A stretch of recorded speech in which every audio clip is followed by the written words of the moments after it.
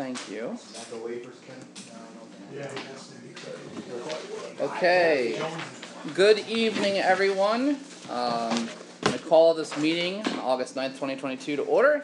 If you don't mind, please, we're going to start by standing. To have the Pledge of Allegiance followed by a moment of silence. I pledge allegiance to the flag of the United States of America and to the republic for which it stands, one nation, under God, indivisible, with liberty and justice for all. And now a moment of silence as we consider those who have gone before us.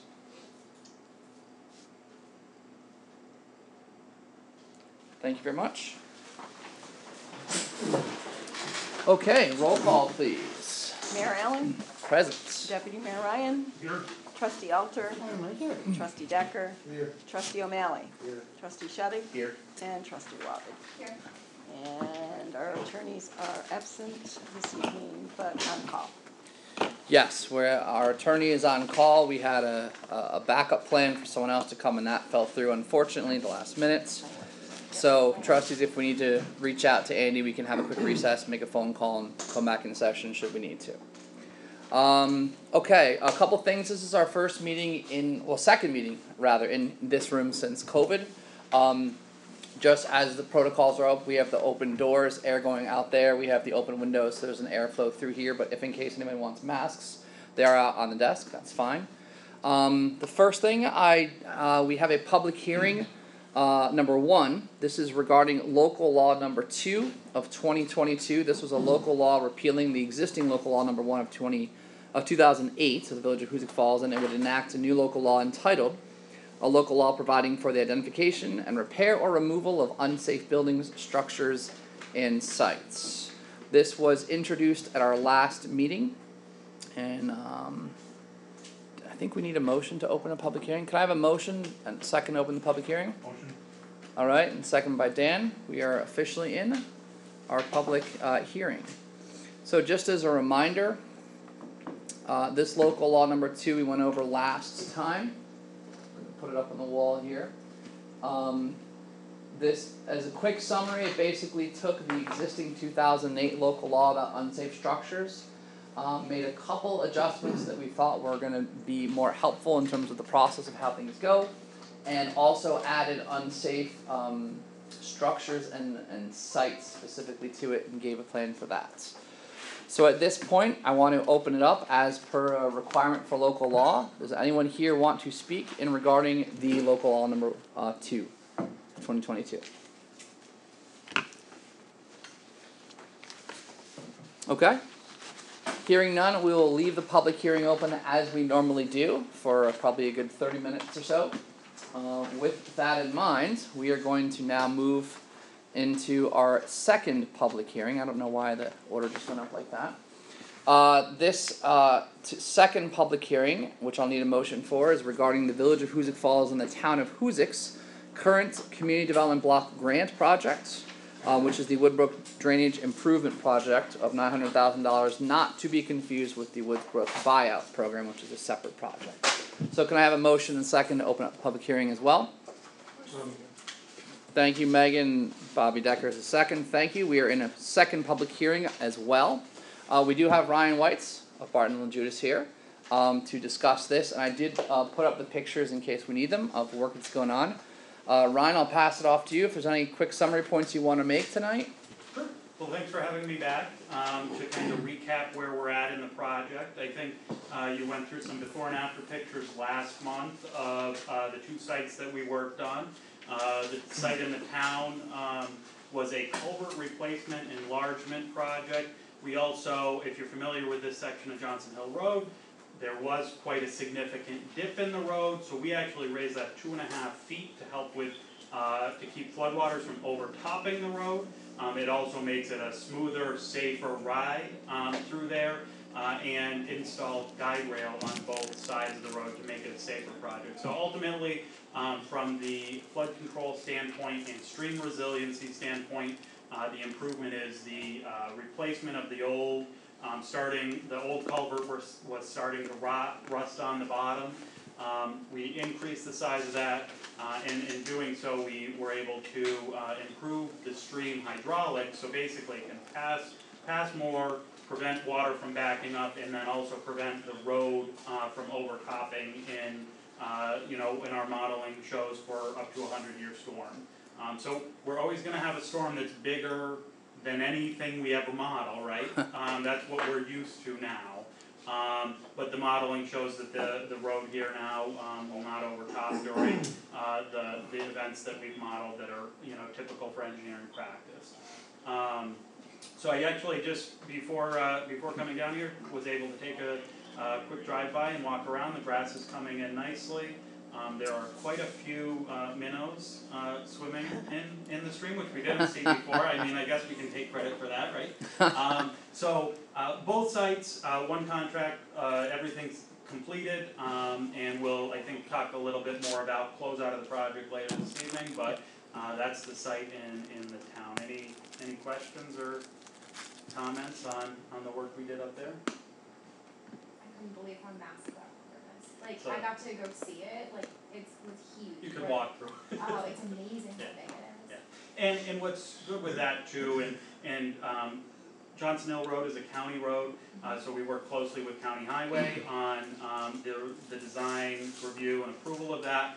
Both ends have flared ends now as opposed to jutting out from the bank. That helps convey water and debris down, but the bigger pipe size means it can pass more twigs, branches, rocks, logs when we see them, so it helps with that as well. Did you do any work from that culvert area all the way down to the actual woods brook by the, I know there was work done up on Country Club on Richmond. Mm-hmm. But from that point, was there anything done from like that back towards the culvert? So going back, the answer is, under this project, no, we did these two sites, and that's what the funding allowed.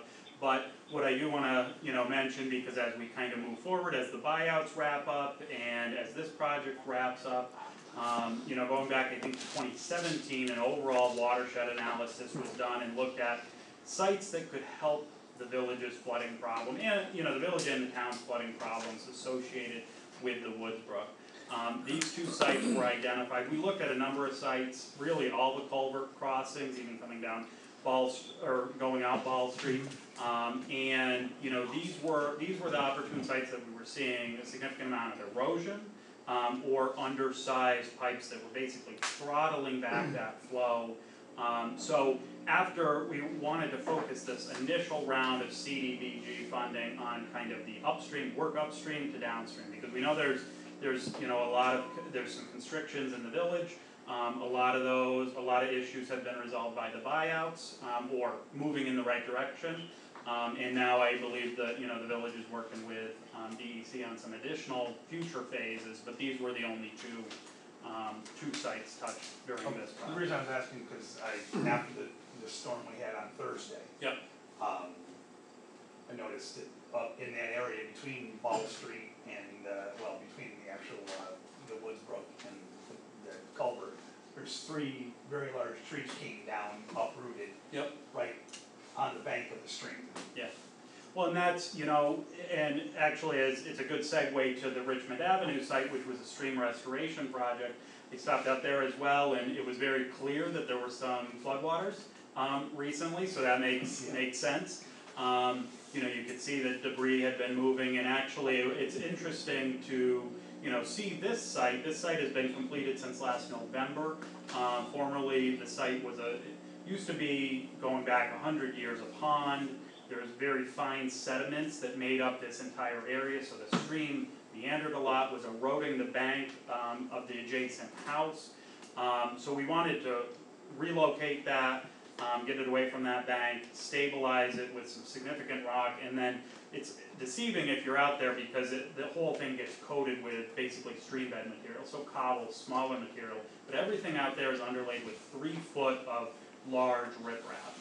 And what's interesting looking at the site out there is after the storm, there's quite a bit of sediment accumulation on some of the insides of the bend where the stream relocation meanders. But it's everything that's out there, it's operating how it should right now. You know, we've got the armoring underneath everything, and the they're grade control structures to keep the stream where it should be.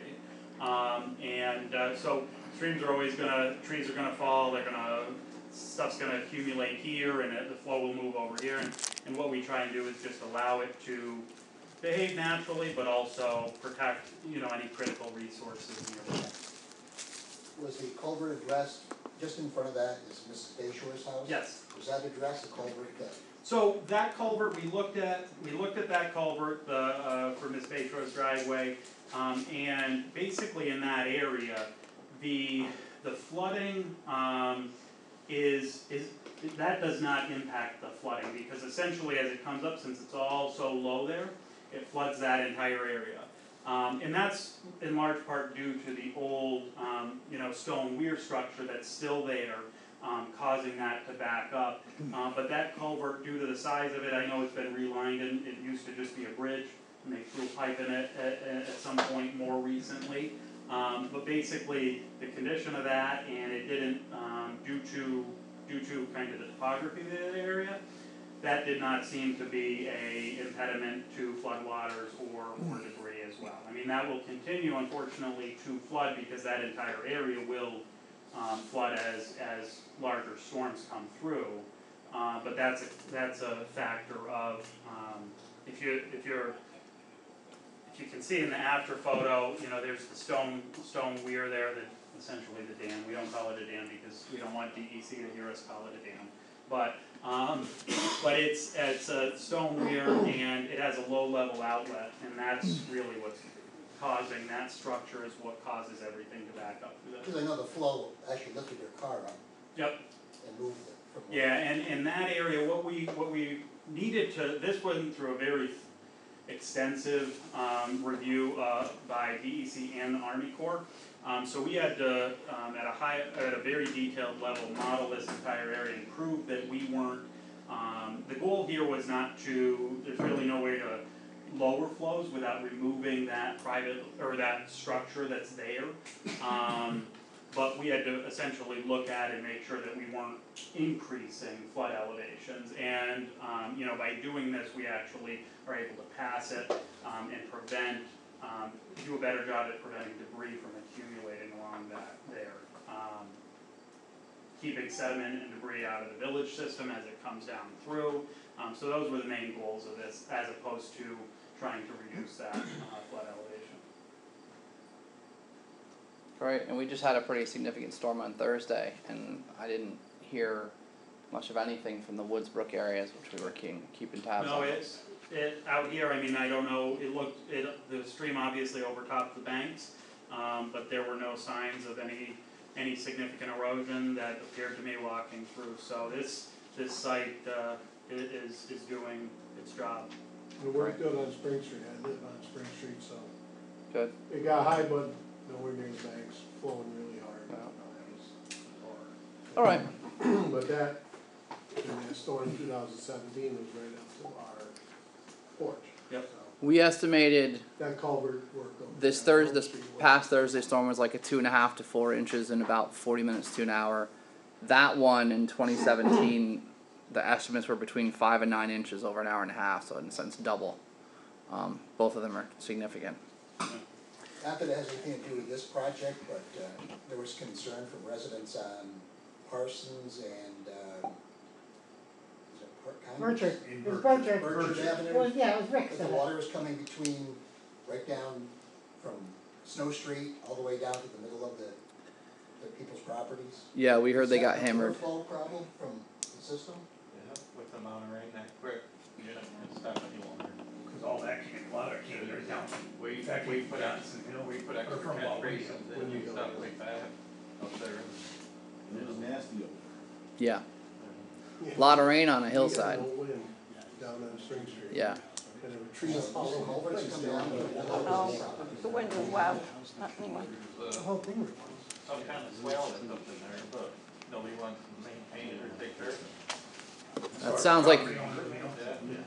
that sounds like the situation with the Hall Street Main Street culvert that ruptured in 2017. All privately owned and no significant project on that. All right, so we have the public hearing open. Public hearing is a requirement under the CDBG rules. So if anybody has any questions or comments on this, now is the time. Is there any money left? There are pennies left. We couldn't get it down to the nearest penny, but we spent, basically, when you're rounding, we spent all of the 900,000. We did some additional improvements out at Richmond Ave. We were able to do some additional landscape restoration. And just so you're all aware, as you know, at the beginning of the project, CDBG funds that are administered by Office of Community Renewal requires a public hearing at the beginning, and one towards the tail end of the project, or after the project has been completed, to hear feedback from the community on the effectiveness of the project.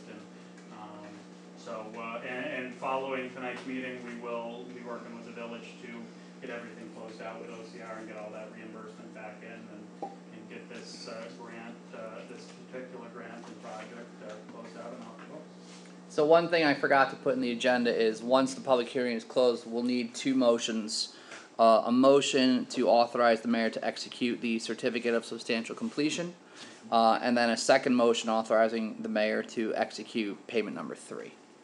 Correct. And I have those, and I'll throw up on the screen when that time Is comes. there a second step or a second goal that you hope to accomplish? Well, I think that's a conversation that we definitely want to have with the village, as you know, the buyout program, you know, has morphed a lot, and when the original hydraulic study was done, it was actually before the 2017 flood. Mm-hmm. So we now have a new status quo to look at, where we've addressed a couple areas on the upstream end. Some buyouts and demolitions have and daylighting has been done in the village, and you know, we want to kind of would like to reevaluate, reassess on exactly what the next steps are, because you know, projects like this are generally highly fundable. The village is eligible for CDBG and other funding mechanisms. And even as the village looks towards larger scale, you know, downtown, you know, funding schemes, that this can be a critical part of that, and because getting homes out of the floodplain and not having to have flood insurance is a huge benefit for anybody that has to pay it every year.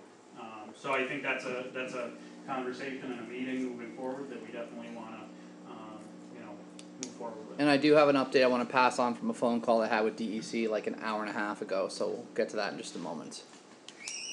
Anyone else have any questions about this? Again, this public hearing will remain open as we typically do for about 15 more minutes, both public hearings. But hearing no other questions, we will move on to the next orders of business, if that's all right. Okay, one announcement due to the recent storm we already talked about. We are having the transfer station adjust what we normally do. Normally the transfer station takes lawn clippings and leaves for free, but charges for brush for this week only. Today on Tuesday hours and 13th Saturday, the village will be taking brush for free. Please remember that it can't be any larger than 9 inches in diameter and 4 feet in length. I'll put this up on the village Facebook page too, so they have that information out there. I have a few quick updates, and I actually have a couple extra ones on here. First off, we're still looking for a zoning board and planning board member. Number 2, DEC has officially notified the community, and it's online, that the Oak Materials River Road site, and that is the site that it's kind of behind to the north of the Falls Diner, one they had looked at originally for a while and did some more looking into. They have now classified it as a Class 2 state Superfund site. This public notice went out, I want to say about within the past week or so. It's very recent. The reasons for listing are actually very specific to volatile organic compounds detected in groundwater, and a few other things detected as soil, specifically trichloroethene, TCE, and a couple other ones related, were in significant numbers. So I wanted to make sure that people knew that. I'm going to pass this down for you guys to see, and then we can pass it through if anyone wants to see that. This is also available on the DEC Hoosick Falls website, should anyone need to get some more information on that. Additionally, the village received some light reading. This is the final data summary report. This is the regional air deposition study that DEC had done regarding the McCaffrey Street location. So again, very, very light reading. Lots of graphs and figures and stuff. So that's here in case anybody wants to take a look at it. We can pass it through, or you can just kind of pass on that. Is there a summary on that points anything interesting, or? I think it's just a whole bunch of data. Yes. I don't think there's any larger takeaways. There's a lot of maps. Yeah. I have two other things I wanted to pass on. Number one, I got to have a conversation with DEC's Tom Snow. Contact I got from Mark, who apologized for not calling me back, which was nice to be on that side of it, because normally I'm apologizing for not calling people back. And I got a much clearer idea of what's going on, and it is kind of what we expected. The money they're putting in right now is going to give us a design, a plan, a detailed plan design for what we could do with that Woodsbrook area where the buyout was done. It included some technical data. They actually went back through the 400-foot culvert that runs underneath 22. They took measurements all the way through, plotted all that out so they would know that. And I asked that we could set up a Zoom meeting with them sometime in the next week or two to get caught up on what's going on and give our 2 cents on thoughts. So Kevin, Neil, Mark, and myself, I'm going to be hearing from Tom Snow tomorrow, and I'm going to be looking to set up a time for that. And the idea is it'll be a Zoom meeting, so we can either be in the courtroom together or whatever. Get updates from them, talk to them, and that will kind of set them up for a much larger presentation later, which they will likely do here in a board meeting when all the data is complete. So that was nice to get that one thing today. That's it. I had hoped to have I owe like 3 or 4 resident voicemails a call back, so my apologies if I haven't gotten to that. I was hoping to get that done today and I didn't, so that's a tomorrow thing. First thing as we go. That's it for my updates. Alright, page 2 of the agenda. People to be heard. We're going to open this up. It could be to the local law, it could be to the Woodsbrook project, or it could be to anything. And just as a reminder, when called upon, begin with your full name and street address. Please share what you'd like to speak, and I'll just kind of get an idea of how many people are here, and then set a time limit to speak. So, how many people would like to speak to the board tonight? 1, 2? Alright, let's do 4 minutes is fine, and you can go first. Hi, I'm Liz Medved, and I live at 18 Tahoe Drive. 18 Tahoe Drive. Tahoe Drive, okay. So it's the road that extends from the blacktop on Home Street up. And in the fall of 2020, I had my road redone with, all graded with stones and completely redone. And on April 14th of 2021, the village came up and plowed all the stones off from came up and dropped their plow on my road from the Y down to the blacktop, removed all of the stones that I had put on in the fall. And I'm here to I called Neil up and he came up and looked at it, so you could see that day, the day after, where it all splattered off all of the small stones that were put on. And so he came up and said, well, we can replace it with stone dust.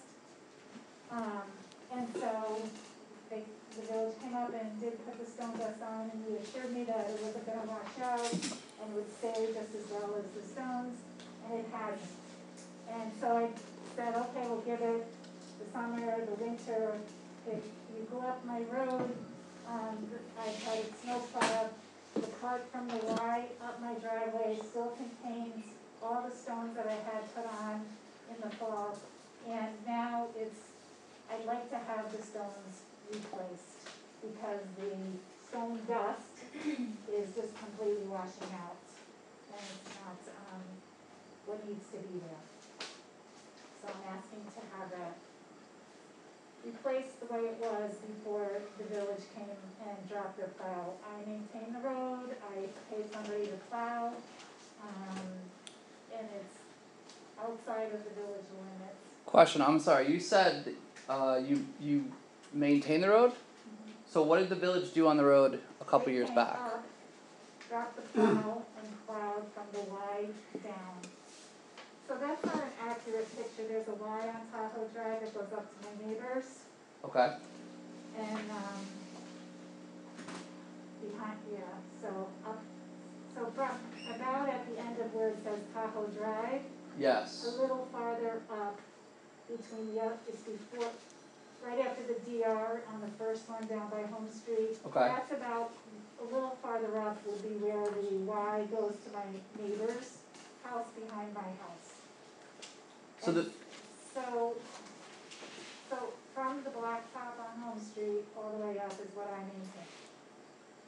okay, and the blacktop ends at the village border, which is here-ish?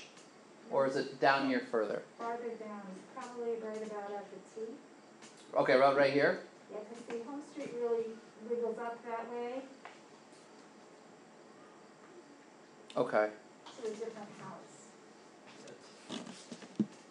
That's the way where Loomis is used to. Right. That's not really Home Street, because Home Street is farther down. Okay, so I'm confused on this picture. yeah, they don't quite get all the sort of the This- back roads right, but, This actually comes out to Loomis property. Oh, This okay, is that's what you're Liz's calling house Home here. Street? okay, Because Come- Home Street, really, if you go back 45, 42 Come years back ago, down. it really is the driveway that, Liz is talking from right, from this there. point here right, to this point here. Yes, that's the point, that's the, okay. So yeah. that's gravel, gravel And stone. they had put shoulder stone on it. I contacted a contractor who had done the work for me in fall of 2020. And, to see what he put down and really what it's gonna cost again to have it redone. And so I see how you're making that be Home Street, because 40-some years ago, Home Street really didn't go there, because I put in a road from really where the end of Home Street really was, all the way up. Okay. McGuire's houses, all of that. This is goes just up. Google Maps, so it's always hit or Yeah, miss so in the it's back not road, quite right. okay. Yeah. So, past the village line is stuff that you maintain? But the village did some work there in the past? No, what happened was on April 14th, it snowed. So what they do is they come up and plow. Yeah, you come up. They come up and plow to where the blacktop ends, right here. Okay, And so what they ended up doing, because many times they would come up and turn around and then go back down. So they'd come up on the road, turn around at the Y, and go back down. So what they did on that April 14th was they came up, dropped their plow, scraped all of the stuff off from that Y down, that was this year or previous years? 2021, just that one time. Usually they don't plow. Okay, and then village came back in and put the stuff back down? Put that stone dust, it wasn't the stones, because I asked Neil to replace the stones that were there. Okay, And he said, well, we only have stone dust and it'll stay. okay, And so I wanted to give it time to say, okay, that's his area of expertise, not mine. And I've had it plowed, and so from this point, so if you go up here, you can come up and you can see that the stone, shoulder stone was what they said, is all intact here, okay, but not from what got scraped off. okay. I don't know if this is something we can kind of handle and figure out in a meeting right now. So I hear what you're saying, I'd like to come on site and, or maybe have a trustee come out, what are your guys' thoughts on that? Yeah, well, I went out, I did go with Neil. Okay. Neil and I went up there on Friday. Okay. So, do you wanna talk further and we can get back to her hopefully by the end of the week? Yeah, I think we can talk on, we know the situation. Okay. I mean, So I'm asking to have the shoulder stone put back on to replace what got scraped off. Okay, Because, I had Neil come right up, right, that's in April, because when it melted, you couldn't tell anymore how much of the stone had been sprayed away. Okay. All right. When did you have the sun placed down? 2020. 2020. Okay. This was April 2021, so I wanted to give the winter and the summer to see. Yeah. And my plow guy would, he's plowed that, Mhm. and you can see where from the Y up my driveway, the stone is still there. It's the same guy that's Okay. doing the work. All right. We'll do some more looking into it. Thank you for bringing it up. Thank you for Sure. Number 2, Doug. Not to be confused with Doug. Two ducks and 3 rows. Doug Sauer, 95 Classic Street. I'm also here with Jason Von Guinness for 2 of the 4 appointees to date on the Police Community Review and Reform Board. We need a 5th appointment. We have a 5th appointment that we're proposing to the board. That's Mike Milliron, who's a business owner and a resident in the village. Once we have that, we've met with Paul, we're ready to go. I think we all have to sign a confidentiality agreement that has already been worked out, I believe, with Andy, and Trustee Ryan, I think, has worked out. I sent that to Trish. Yeah, it's fine. Yeah, okay. It's fine. We just had some questions about liability and that kind of stuff, and that's we're covered under insurance, village insurance, right. So our request right now is if the board would consider appointing Mike Milliron to the police review board. No, I like Mike, perfect guy. And he's a younger guy, he's younger Oh. than Jason. He's about to be Who's our very busy. youngest right now?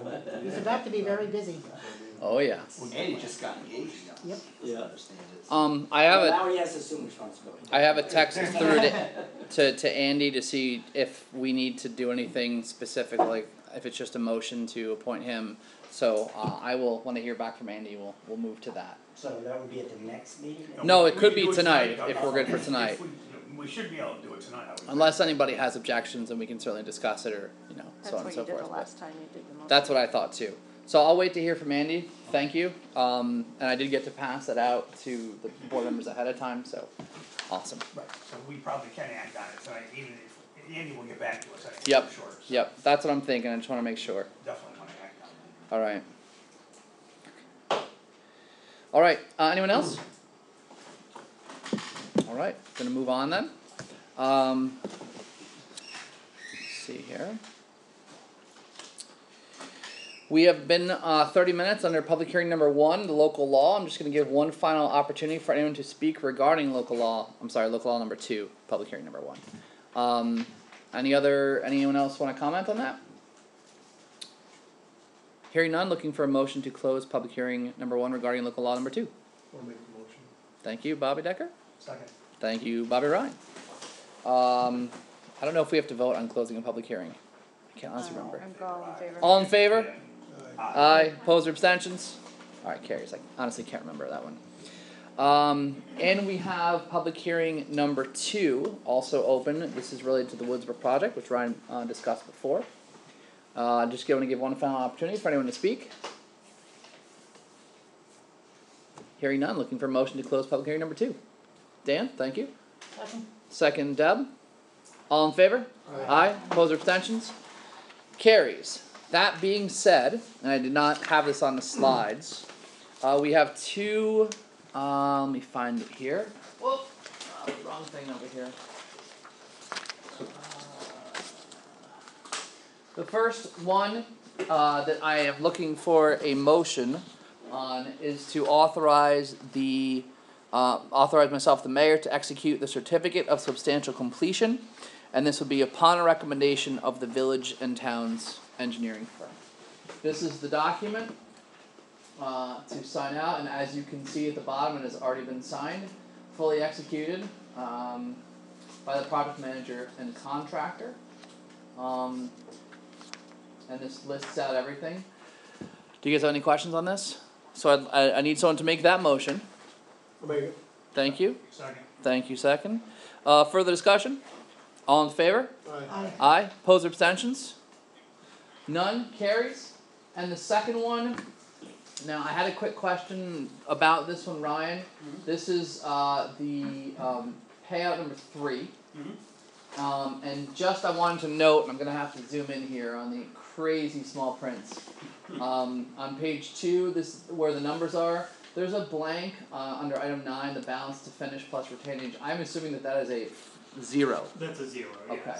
I just want to make sure that was clear for the record.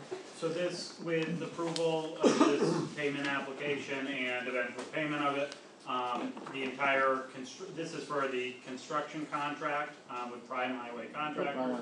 They will be paid in full for all of their work. All the work is guaranteed for a year, and then bonded for a year from that substantial completion date.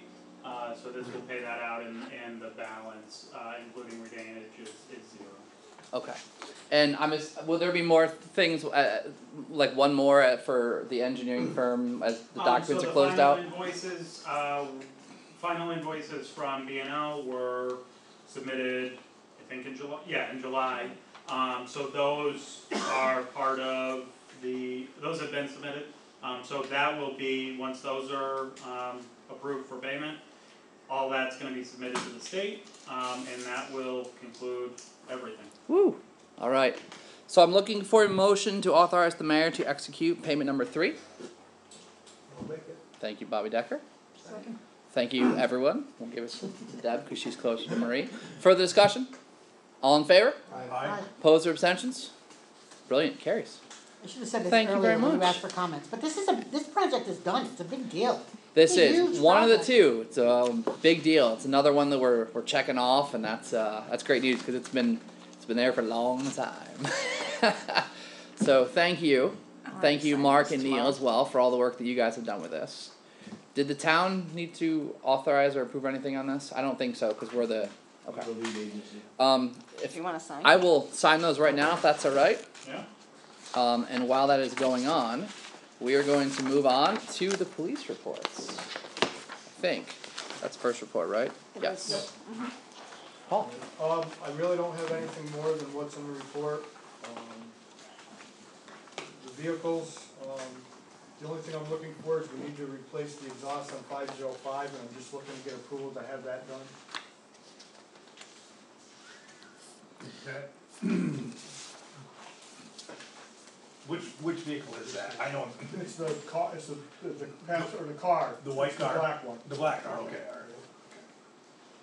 alright. We already have an estimate, right, so. Yeah, I got, this is From the Gordon. estimate on the report from Barbara and Fricky. Gotta be done. Yeah, I mean, it's a no-brainer, so Okay. I'll make a motion that we Well, that should be in the budget.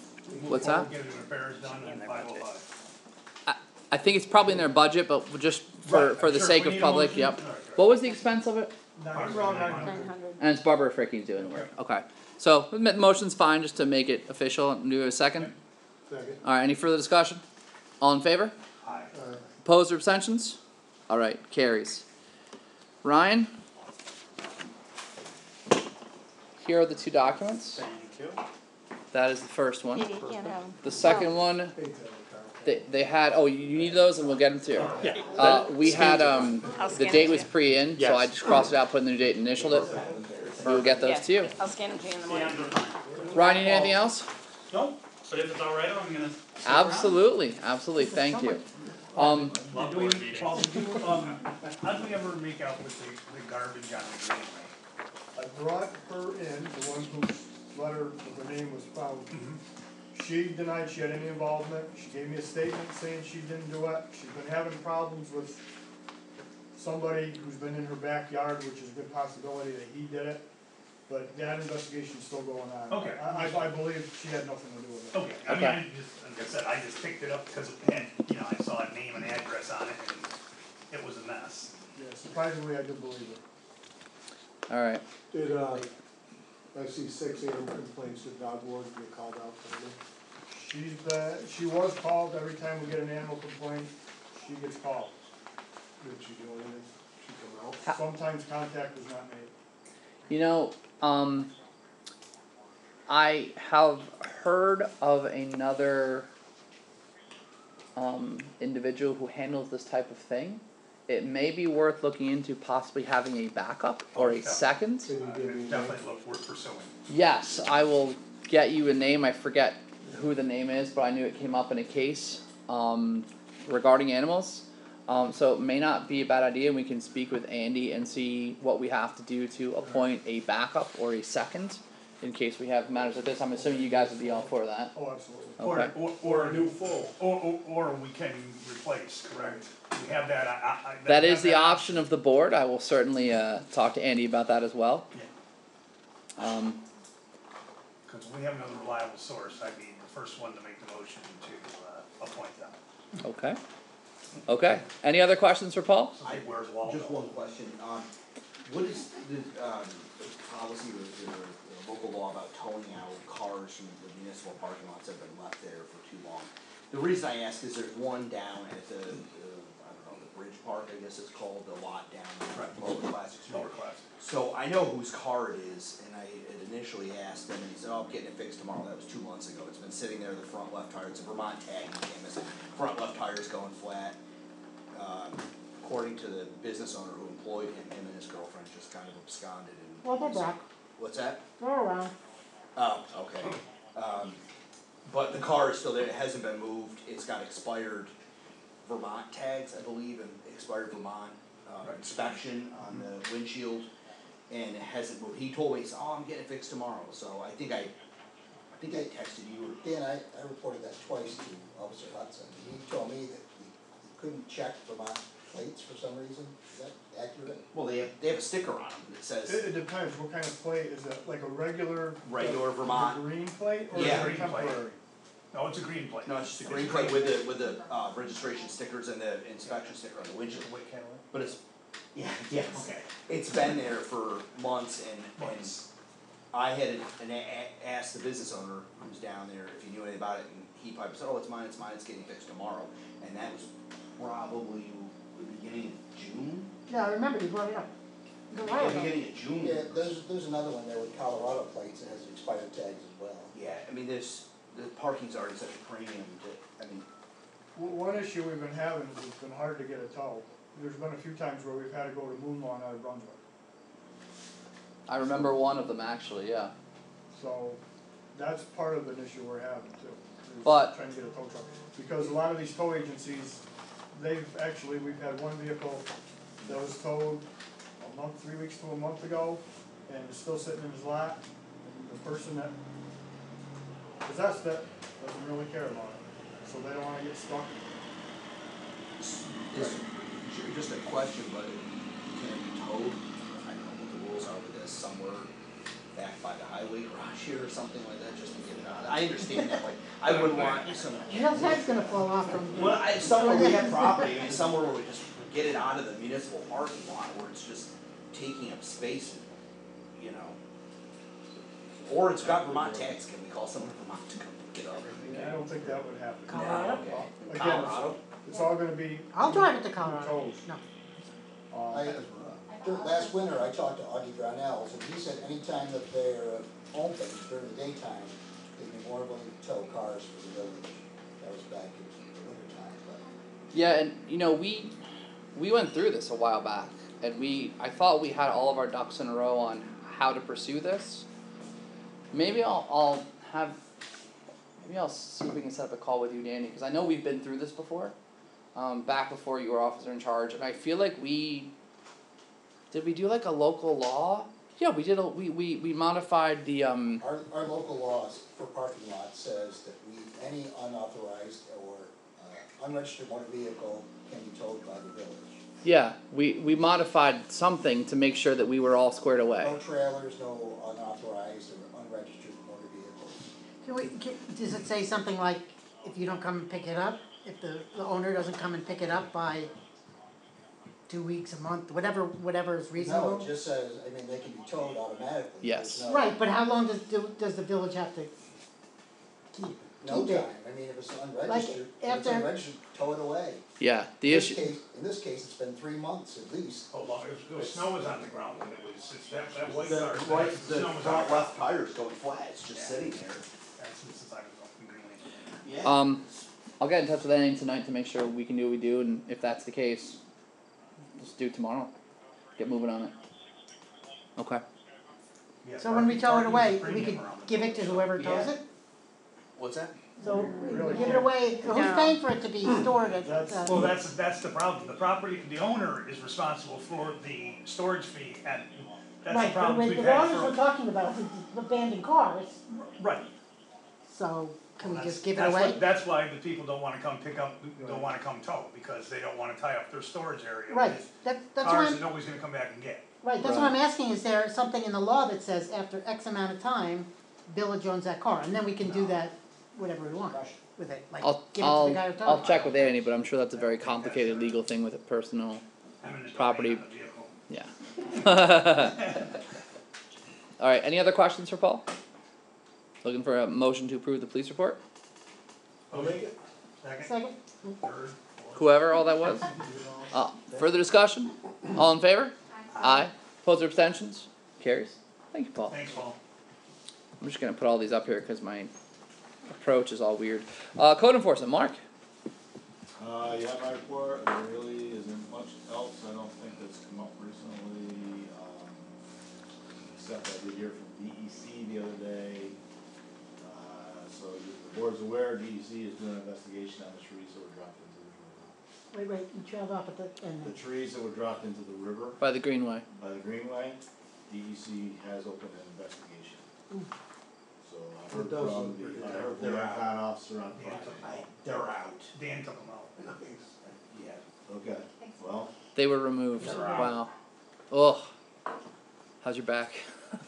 Yeah, actually, it was 97 degrees, it actually felt pretty good. Oh, The gosh. one question I had, Mark, about the unsafe structures, the one Center Street, I said, the foreclosure has been cleared, so it might I be. thought at one point I had been, but then I called the county and Rich Chris told me that it is still in, under the, Bankruptcy? bankruptcy, thank you. Okay. So that their hands are also tied. Okay. I saw that when I got the report, and I'm like, oh, that's great to hear. No, I never changed it. Oh, no, it's terrible. Where are we with the John Street case? Did we ever get a engineer in? He was in town the other day. No, Yeah, he because has we haven't been. had court. We've seen him.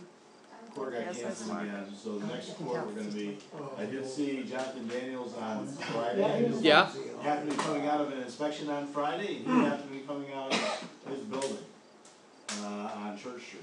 So I asked him, I had a very bizarre conversation with him. What kind is that?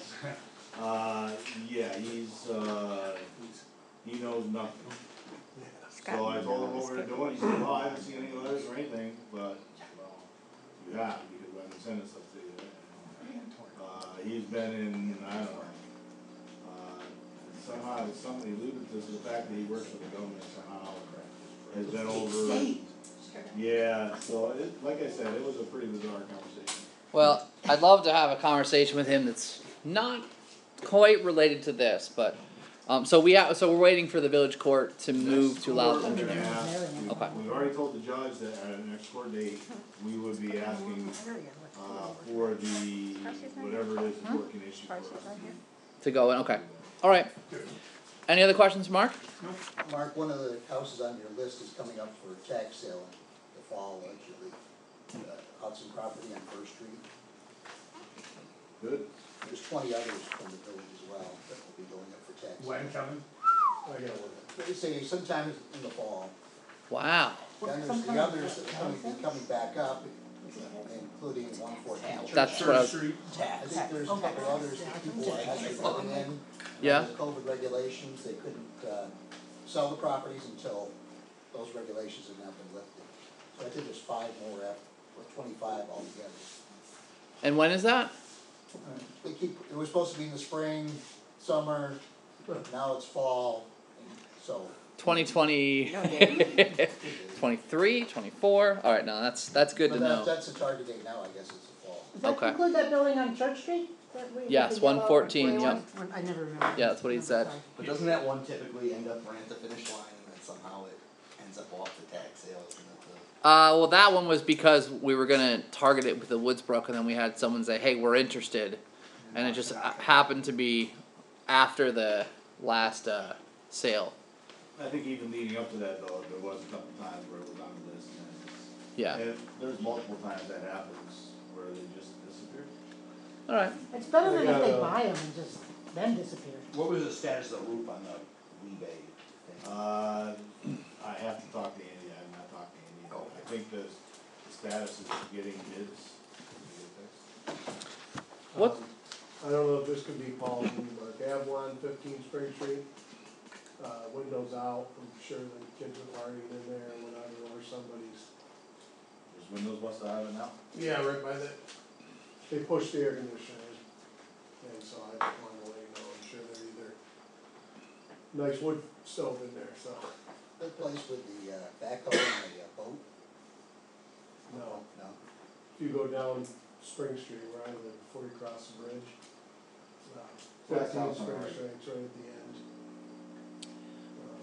The whole kitchen area was all sunken from the flood. It used to be Springers. Oh, right, Terry and Aaron Springers. Okay, yeah. Hey Mark, that one on the corner of Probably more of a ball thing. of Church Street and Cary Avenue, is that on your list? Yes. Tez, I think it says on there. Yeah.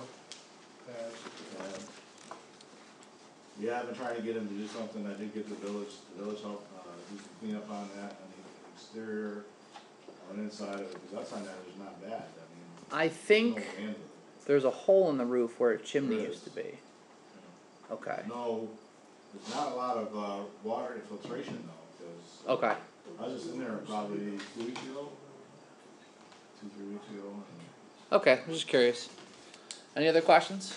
Bobby, who was it that brought up Chico, Ali, and was trying to get that property across the street for parking? He's done with the county with that. Yeah, I know, is he having any luck? That's another one. Yes and no, so he's working on it. Okay. So I've been talking to He's him okay, every time, that's good, okay. I saw him Sunday. It's our only pizza place, so we gotta protect him. Yeah, no, he's working on it with the county. Well, you can't count up. I owe him a phone call back, so I'll give him a call and see how things are He's on going. vacation this week, he's in Yeah. Yeah, they're Florida. away. Oh, I will wait until next They're week to do that. closed Yes. this week.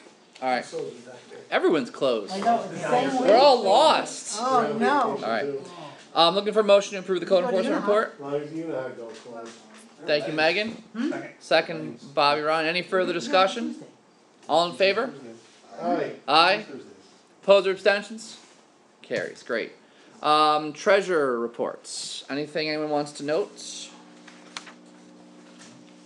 Just be sure you guys sign off on these, if you haven't already, we've got last This is month and month's? this month, the I'll abstracts, take okay, this month, I already please, did last month's. Yeah, I think so.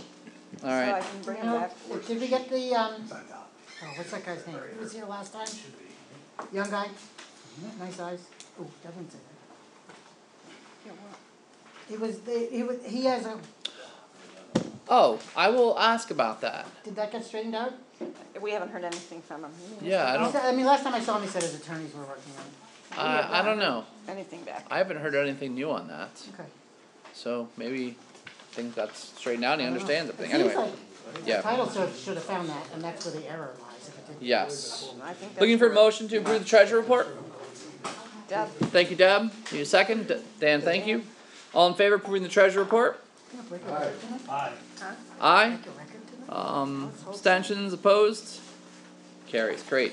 Clerk, deputy clerk report, Marie, anything you wanna highlight? just that we're working on the August utility bills, processing the property tax bills, and, busy as always. The August utility bills will probably go out early next week, maybe late this week, but I'm thinking When's it Monday, gonna be? and they'll be due in September. Thank you. Any Just questions? Just as an aside on that, real quick, on the water. Yeah. There were quite a few people that registered leaks this time. So if you have any questions in regards to your bill, if it looks a little off to you, it is metered, but check all of your hoses inside, outside. This time of year, a lot of times the water is running and you don't even realize it, so, we wanna just kinda put that out there. If you ever talk to anybody, I can attest to a couple different things. I've gotten one of those letters in the past where it was the toilet just leaking and the tenants didn't realize it. It just kicks out enough that it is spinning the dial. And then I got one this time around, I went to the house and looked at the meter, it's just clicking a little, so I started to just take a quick look, and I got a hot water tank that's just dripping. So I have it that too. doesn't take much I Yeah. have that too. that letter.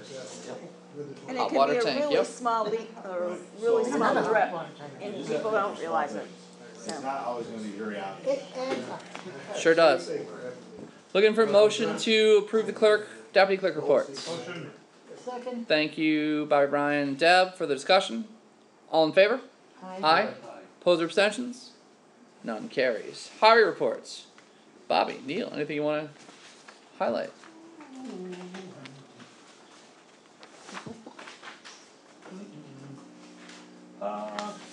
Seems like we're very close to finishing off the parking lot. North end, Greenway, Yeah, not much longer.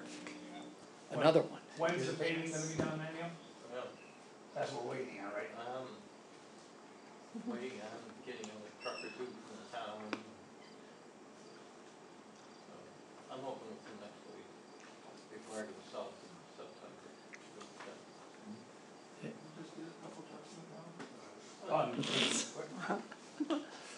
Any questions for Neil? No, the only thing just, Neil, just wanted to, I talked to Neil, we're gonna be doing some, sidewalks with the leftover CHIPS money that we didn't use for paving. So just want to let everybody know on the board that we're doing from Barton Avenue to the Miller Museum to Richmond Avenue to the American Legion. So it's pretty much useless, from Barton to That's the one we had the most. the Legion, and then from Estabrook to, what is it? It's Woodsboro. It's Woodsbrook, but it's Eddie, you're right, I always call it Eddie Place. Eddie Place is Southbrook, yeah. So it's right across from, it's the road to going to Woodsbrook Senior Center. And then we also have 6 property owners that are interested in doing the 50-50 sidewalk option. Outstanding. So, great. that's good. It's just a matter of coordinating all the contractors, because we pretty much need to get 8 yards of concrete. Cause that's the minimum, right? Yeah. Okay. So I'm trying to get it so we can have roughly 8 yards. Great. 8 yards per truck, right, or whatever they want. Per load, right? Great. Because if you order 4 yards, you're gonna pay for 8. You're paying for 8, so you might as well get enough work to do 8.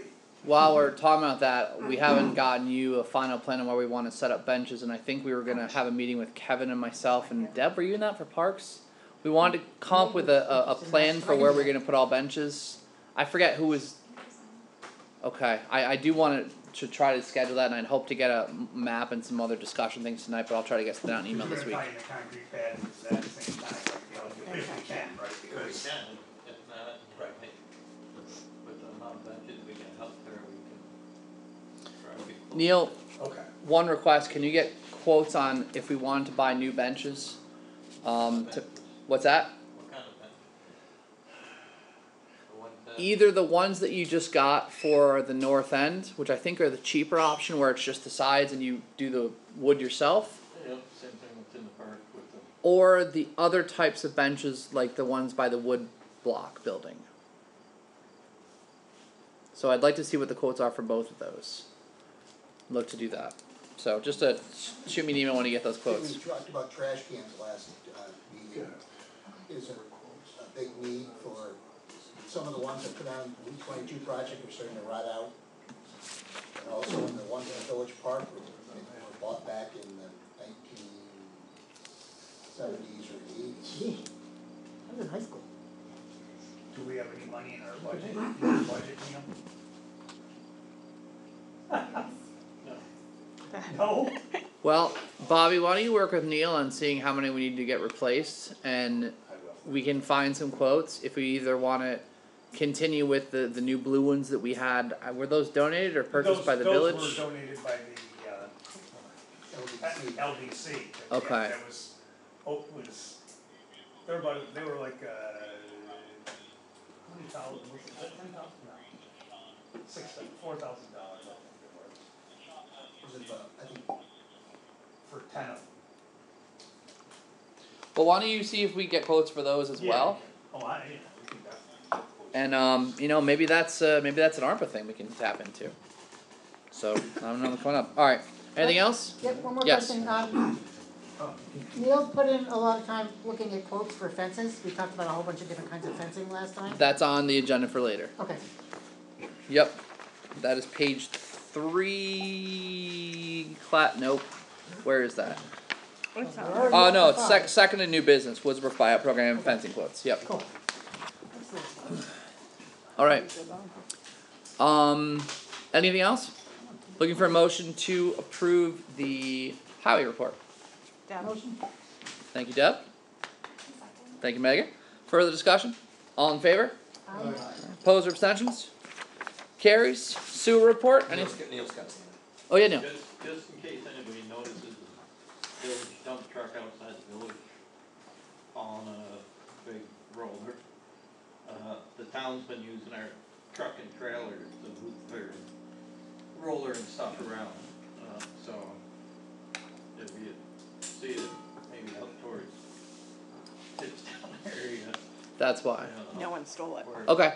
We're doing a lot of shared service. lately. Good to know. We have those shared service agreements in place for that reason. All right. right, and that's what we're waiting for them to do, right? And actually, once we get done paving the north end, we're going out to Young Road to do some paving for them out there. Okay. Just you know, if the town also just happens to plow the entire sewer plant road, I'm okay with that. Just want to throw it out there. Sewer plant road? We're changing the name of that street. the, garbage cans for $332, The blue ones. little ones, Okay. All right. it was $3,000. Yeah, if you guys could kind of just do a look around and see which ones are in dire need of replacement, get some quotes, and we'll get moving on that. Thank you, Kevin. Sewer department report. Any questions? Megan had asked me, and I did talk to Kenny, as we discussed last time about the landfill leachate system. The temporary pump is installed, up and running, as we wait for the new one to come in. Anything else you want to point out? Yeah. We're hoping to hear from Kenny's sidekick tomorrow afternoon. Oh, great. He's coming back, Great. says he's coming back That's Did he hear back? for, well, it's not a public meeting discussion Yeah, points, no. but But there will be information. but there will be information coming soon. We hear. All right. Thank you, Neil. Anything else? I'll take a motion to approve the sewer department report.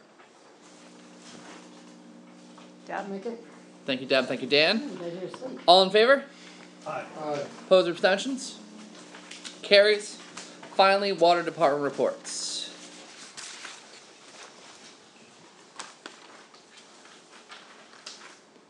You can throw the motion out before I ask for it. Motion. Thank you. Need a second. Is that Deanne? Thank you, Megan. Yep, Dan and Megan. All in favor of approving the water report? Aye. Opposed or abstentions? Alright, carries. Great, we have a ton of minutes to approve. Can we approve all at Starting once? with Fortunately, the July 12th regular meeting minutes. Any issues with that? Hearing none, I'll look for a motion to approve that, those minutes. I'll make it. Thank you. Need a second? Second. Discussion? All in favor? Opposed or abstentions? Carries. July 5th special meeting. Motion accepted and presented. Thank you. Second. Thank you. All in favor? Aye. Opposed or abstentions? Carries. Number 3, July 19th special meeting minutes. Motion. Second. Great. All in favor? Aye. Opposed or abstentions? Alright. And finally, the two that I had been not doing for the past 8 months. The December 16th special meeting minutes. I got those sent out. I'm accepting the applause, also I'm ashamed. Motion. Thank you. Second. Further discussion. All in favor? Aye. Opposed or abstentions? Carries. And the December 30th special meeting. Our last meeting of 2021. Yes. Yep. We'll take that as a Wait, why motion. don't we not approve it, then we can talk about it again next time. Oh. No, it's done. Alright. Motion. Second. All in favor? Aye. Aye. Opposed or abstentions? Carries, great. Trustee committee reports, we'll start with Kevin, just go down this way if that's alright. I think last week we were talking about, our environmental engineers or environmental companies that work for us. I just noticed in the bills that Adirondack Environmental Services had a check that they got. We're still paying them while CT Mail and others are still testing our water, so it's kind of redundant. How much is that, Maggie? $114.50. Can you pass that one down? Yeah. They were testing our landfill before the PFOA issue, and they've been continuing. So we have probably two different firms testing the same water.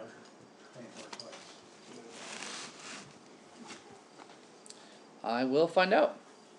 Yeah, I think we discussed that maybe in. We did, I'm sorry that we have not done that. Let me do a PDF one.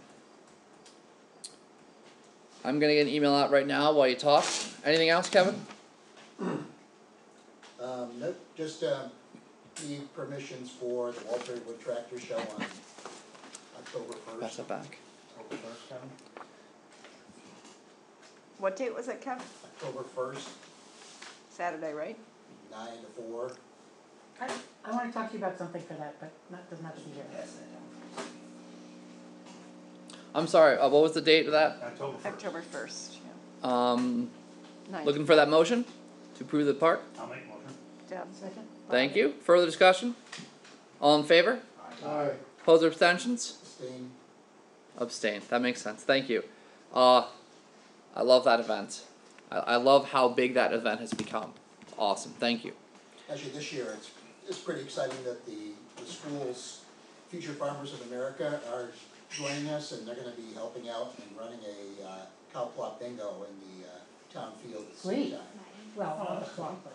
I heard about that the other day. That's excellent. Love it. Love it.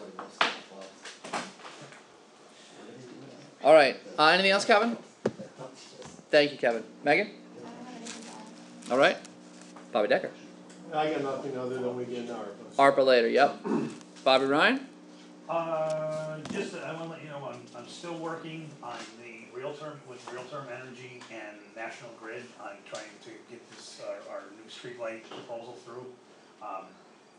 That just, there's questions Andy and I have been going back and forth with, been throwing back at National Grid and asking them, throwing off a Real-Term, so it's, we still have some time because it was quoted, we were given the buyout price in May, and it's good for 6 months. I'm not trying to wait till November, I'm just trying to get everything, all the eggs in a row before we get it done, but it's in the process, and we'll get, hopefully next month, we'll be able to put some, we can bring it up to vote.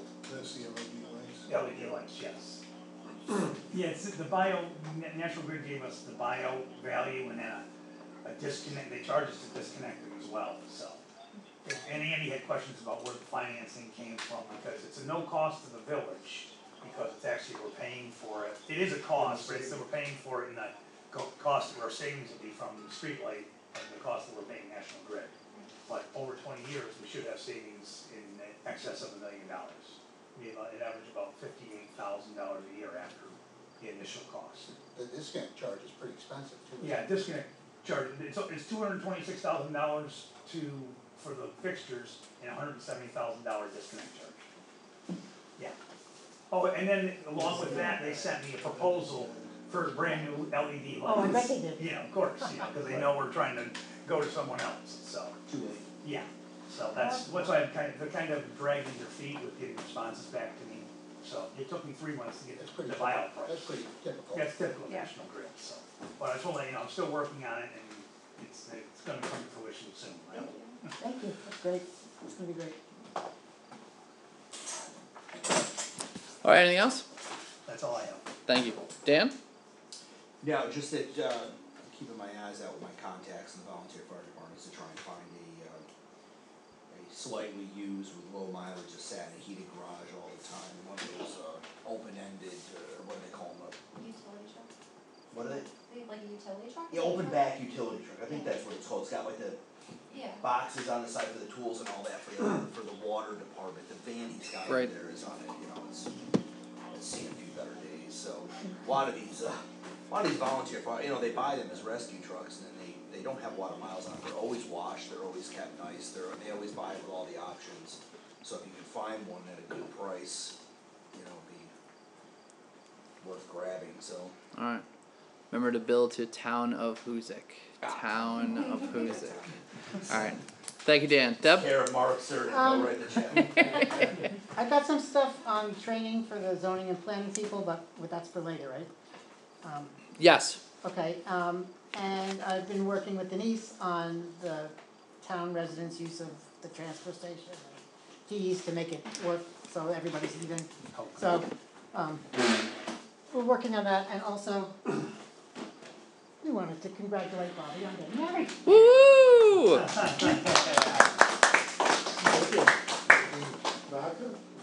sorry. But they got a little bit of Let your wife know that. That's good thinking. That's good thinking. Be a smart man. Alright, thank you. Congrats again. Alright, moving on to ARPA funds discussion.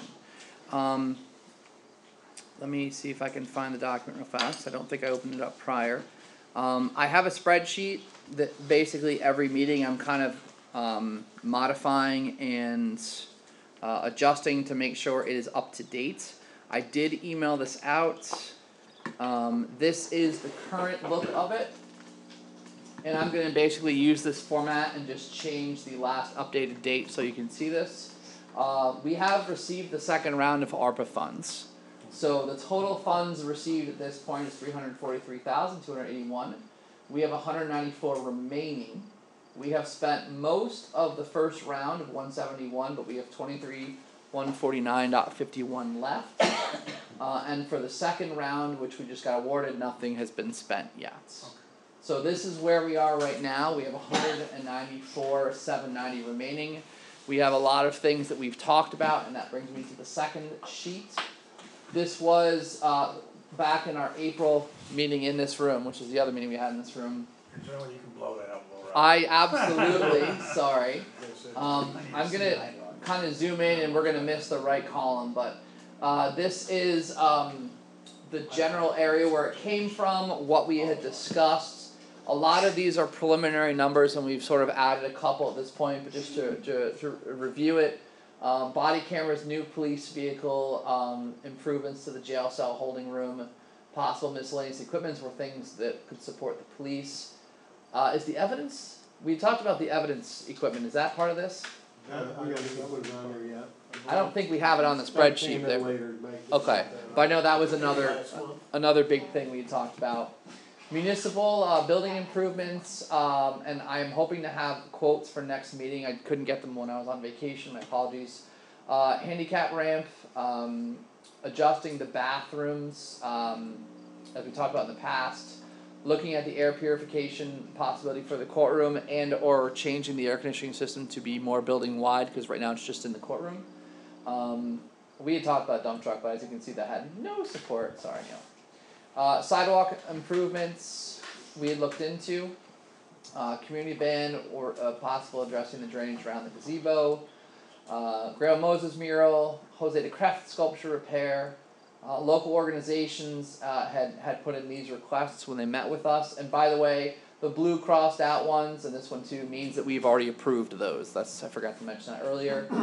We brought up the playground as a need, and I had made some previous notes in here of other breakdowns of things. But that, the one for Hoosick Rising was already paid. That's why it's blue. That's why it's Yep. Yep. Do you guys want to discuss or decide on anything tonight, or wait until next? I know I have I'm gonna bring up a couple things. Sure. Just out of curiosity, what is the playground need on the Jackson Kelly Street part? The rocker needs some repair, but it didn't look like anything. So the history behind that playground is that was a volunteer, basically done one on the backs of Peg Bacchitis. Yep. And my neighbor Stoll, not Neil Stoll, had done a lot of work there over time, and they both were like, "It's been great here, village. Please take it." It is covered under our village insurance. It has been mentioned by our insurance carrier as needing improvements, various safety improvements and things like that. We've done some minimal work, but it needs a good, healthy look at and a lot of probably changes. Some of it, yeah, the equipment needs to be changed, probably upgraded for safety things. Yeah. There's that big sand trap underneath the, That all the cats like to yeah. mark, we'll say. Not Mark Serdam, sorry. Yeah. Alright, well, I was just curious. Yep. I just had two ideas. I believe that the Grandma Moses mural repair's gotta get done.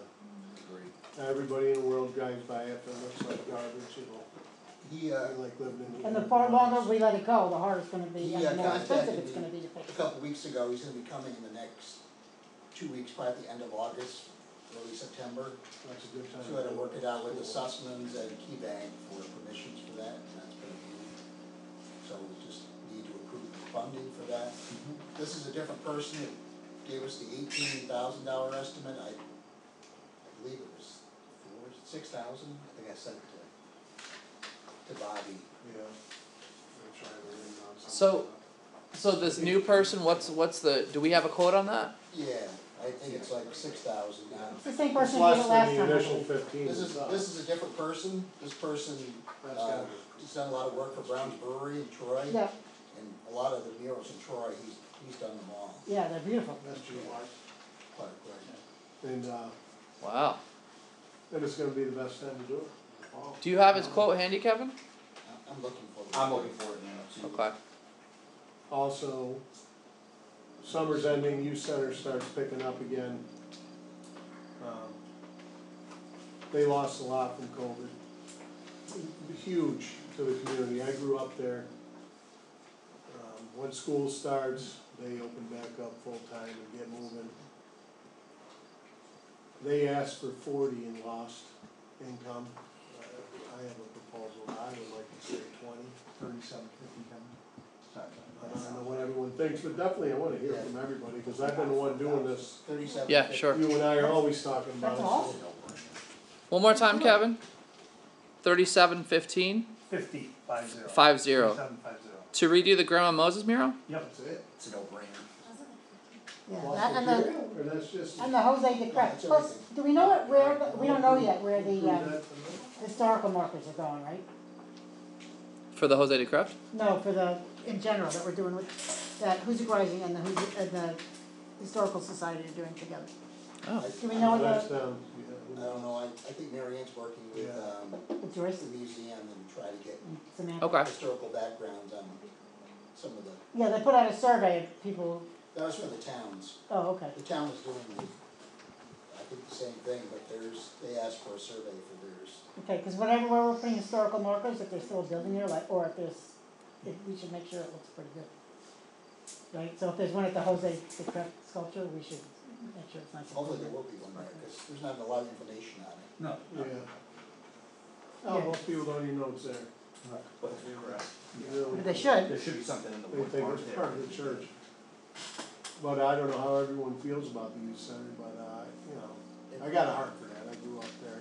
Bobby, they have a new plan, because I remember they submitted a proposal for air purification. That's not gonna work. Has that changed? No, they just, Do they have any because other- of the yearly maintenance costs, that's Do all. they have any other projects that they can tell us about? They, you know, what, last time Lori was here was when mayor, and she was just, any help we can give them. I saw the new door that they put in with the town's funds, and Yeah. that was a great need there, and they, A lot of this can be for staff. That's what she had mentioned when she Yeah. came in. The staffing. But, you know, like I said, they ramp up in the fall, winter, Oh, soon as school starts. yeah, so. And My they- proposal would be 20,000 to them, I don't know, I think everyone needs to talk about it, this is time to do it. Before we do that, it seems like we're all in agreement on the Grandma Moses. Yeah. Yeah, Can we get a motion to approve, what's his name? It's Kevin Clark. Kevin Clark of Clark, what's his name? Murals. Clark Murals. I'll make that motion. To restore the Grandma Moses mural for $37.50 using ARPA funds Yep. for tourism. Second. Paulson. Okay, any further discussion on that? Who was my I first? think that's cheap. Was that Bobby made it, Bobby Bobby. Ryan, and then Bobby Decker seconded it. I have the Bobby, Bobbies, I Bobby. just know who Yeah. said what. All in favor? Aye. Aye, opposed or abstentions? Carries, great, I will update my file right now, that is great news. Sweet, that's The excellent. handicap ramp, is how, you know, what's the issue with that? The handicap You know, well, I ramp, remember getting the, I mean, how bad is it? the Yeah. half of the railing posts going into the cement are not connected and are wobbling. So, I mean, we're talking about safety issue here. Well, I wanna get a quote, I wanna get a couple quotes, Yeah. because I wanna find a way somehow to get that ramp to come up to the front entrance instead of the side entrance. It makes no sense for a handicapped person who needs to use a restroom to go up the back and hit the locked door Yeah. and have to go all the way through the building to get to the restroom. So, and that's gonna be a really hard thing, cause we don't have a lot of space in the front to do that. And we may need to look into, is Neil here right now? Great, he doesn't wanna hear this. The possibility of moving some of the things that are in that corner over to the other side, the plaques or whatever, which is, I hate to say the pun, but it's a big lift to do that, but it would also give us the ability to get the ramp to go up to that side. Craig Reynolds, monument and the Anborn. Yep, so we may need to relocate those to the other side to make the ramp happen, but I think that's a worthwhile endeavor. So I wanna get a couple companies to come out and look at that and give us a quote on fixing that. So we can compare I'd like to quotes see the proposal. Yeah. to replace what's there I'm and I'm hoping I have that next meeting, as well as the air conditioning and the quotes for how to redo the bathrooms in the municipal building. I'm shooting for next meeting on that. Assuming redoing that, ramp is gonna be astronomically Yeah. expensive. Yeah, Demolition of the old one, then you've got some engineering work that has to be done probably. Well, the quote was $15,000 to replace it as is. Yeah. Some of the bricks are coming out, there's some brick work on the fascia, and there's also concrete that's coming out to the bottoms. you know, the other possibility is we could have the demo be a secondary thing and see what our local contractors would be able to do on that. Because it's basically just cutting cement and removing it. Well, Neil probably could do that. Or Neil can do it, and he's not here, so we can just say yes to that. I make the motion, Neil does it. I second that. Okay, what was I doing here? I am, Doesn't have to be done. alright, so we were back, Gotta be done. Bobby, you were talking about the youth center. Did anyone else have any thoughts on that youth center? Where is my ARPA Do file? they have to submit proposals for what they want, or do we can just give, like, I know we have Civicure, 20,000 for, with no restrictions, or they have to have detailed plans, or is Andy, If it's part of tourism, I mean, Well, no, really, they're, you Mark, know, how did you guys, with the town, you guys gave the center money too, right? Did the town? Everybody had a plan. We, you know, we Our like plan was- cut the plan in half, right, you know, pretty much so we could give everybody a little. Right, that's kinda what I'm going for. but I'm asking, did you ask for a plan from them for? Yeah. Okay. Yep. Youth center gave us one, right? Yeah, we got those. Okay. Yeah. But they're She not gonna, showed, you know, all their lost income. Yeah. You know, she came here and was 40,000. yeah, so she talked a lot about Staffing. staffing Yeah, because staffing they, is a major issue. yeah. I think that's what they're looking for. Cleaning the air stuff is just, they can never come up with the money each year to change all the filters. And they had a Yeah. couple different people come in and different, I suspect Well, that was a COVID thing. yeah, it was Kind of gone by the wayside. The only issue that my only question is, they're asking for the money now for staffing, but how long is that 20,000 gonna last? And, I mean, this is not gonna be a continuous No. base, we can't continue to support. this is only, ARPA, they get one shot at this, Yeah. so. I'm They, just saying, you know, doesn't mean they're not this gonna is come like back. Well, it's the getting, same, that's the this is same like problem getting as, them back. if they have to be able to support it, just like if they got the, air filtration system, Right. then you'd be able to support it. Right. But this is basically lost income. They're looking, and that does qualify in ARPA. So they're just trying to get some of the money they weren't, you know, they had to pay out all that money, they weren't bringing any in. So I which they updated, normally bring money in and I updated the numbers here for the ground motor mural. memberships and sports. And I've officially crossed that out. I have some thoughts on the youth center, and I know when we were looking at this contingent of 4 local organizations, we wanted to support the Armory Civic Care Youth Center and Hoosick Rising. I would like to be consistent with how we support each of those entities, because I think they're all extremely important. I myself would like to see us do 10,000 right now to the youth center. It doesn't mean we can't do more if we want to later, but with the school year coming up, it's an extremely important organization for what we do, and Yeah, they're And- like that. I don't. and also I think next month, if we also have all the quotes in place, we can discuss the Armory and the Civic Care as well in terms of all of that. The other thing that we may The want to Armory consider, quotes, they gave us exactly what yes, they needed, yes. so. But I agree with you. Keep a uniform for your, I agree with that. And if we have a lot of if we have all these other quotes lined up for the September meeting, we can make some very substantial decisions. I'll make the motion right now for 10,000 at the youth center. I'll second that. All right. Any further discussion? Please make sure the record states it's ARPA funds. In the same vein we did for Hoosick Rising. Because I think it's a great idea that we keep our contributions uniform too. I mean, it's not fair to give somebody 40,000 and somebody in another group 10,000 if they're asking for more. And I know they had a bigger ask. And we can say that it doesn't mean we're done deciding. Right. We still have a decision to be made. Rising flat out just asked for 10. They Yep. didn't ask for any more, they Right. just asked for 10. Yep. All in favor on that? All right. All in favor? Aye. Aye as well. Opposed or abstentions? All right. Carries. Any other discussion?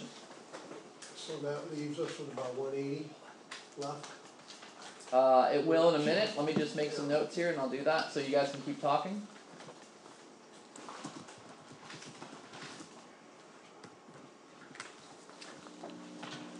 I'm sorry. And now they don't wanna talk, come on, you guys, you always talk. Rob, you heard back from Andy in regards to did he text you back And let's pass that on to Denise and get those. Yes. about Mike Miller? Yes. I'll give it tomorrow. I'll give it Let's get that done. Andy said, yep, motion to appoint. He couldn't recall what the local law provides, but I had just checked on that, and I think it's a 1-year term. Does that sound right? That's what we have. 1-year term. And we'll have to talk to Andy if we need to reappoint them at the organization, or if we have to wait the full year. That's a side thing. So yeah, we're good to go. And also the motion to note that the appointment is subject to signing the confidentiality agreements. Okay. So you want me to get a hold of Lori I'm, for the youth center, sorry. you go ahead, no. Okay. Two But I things will at make once. a motion Let's do to the appoint motion. Mike Miller to the CRB. Yeah, Okay. Further discussion? Hearing none, all in favor? Aye. Aye. Abstentions, opposition, opposed? Carries.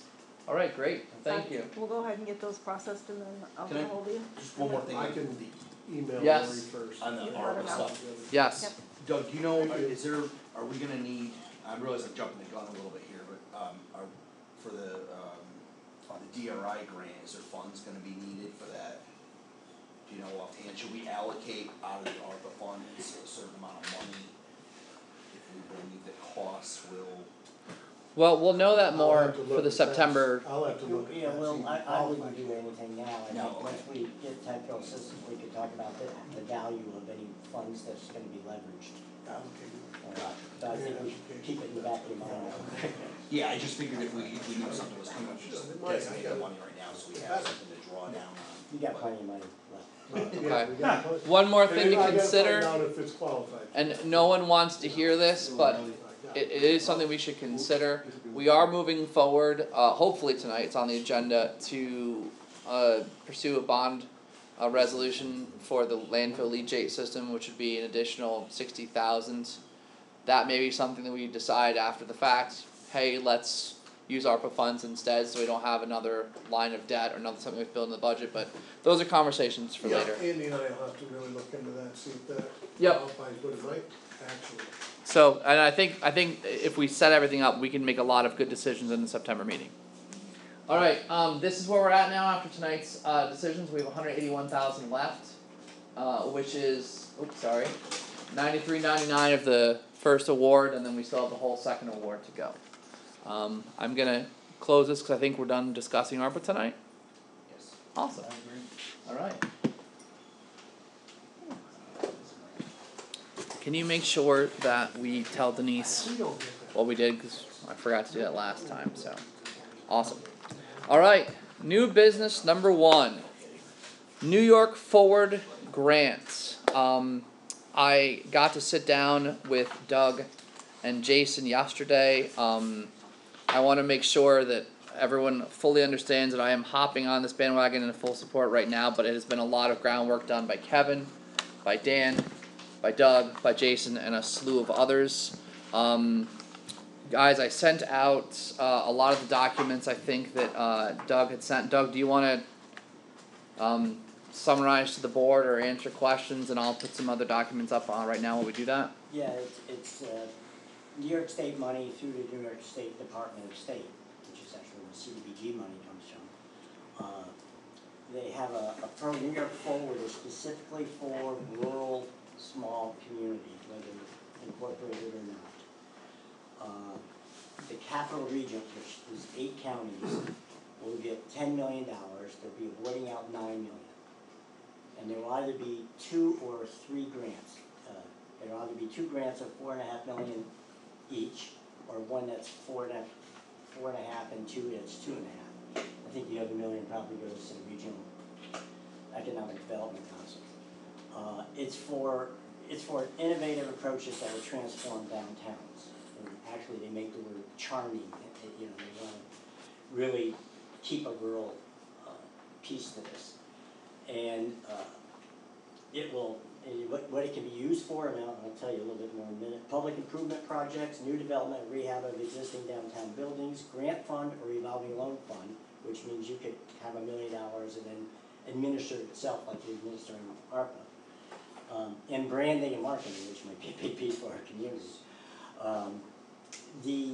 It's a little different because what we have to do, if we put a letter of intent in by tomorrow, which pretty much we have, we then get technical assistance to put a proposal in for a planning process, and that has to go in by September 23rd. That will essentially have your vision, your goals, kind of broadly what you want to achieve without any specific projects. And then you go through a January to summer planning process, and then the local economic development commission then recommends to the state, and then the funding is next fall. So they give free technical assistance, and they're not real clear on what, but it's kind of, looks to me like it's pretty clear that they're going to provide a lot of technical assistance themselves, and they're going to improve what they call a strategic, I think, investment plan downtown.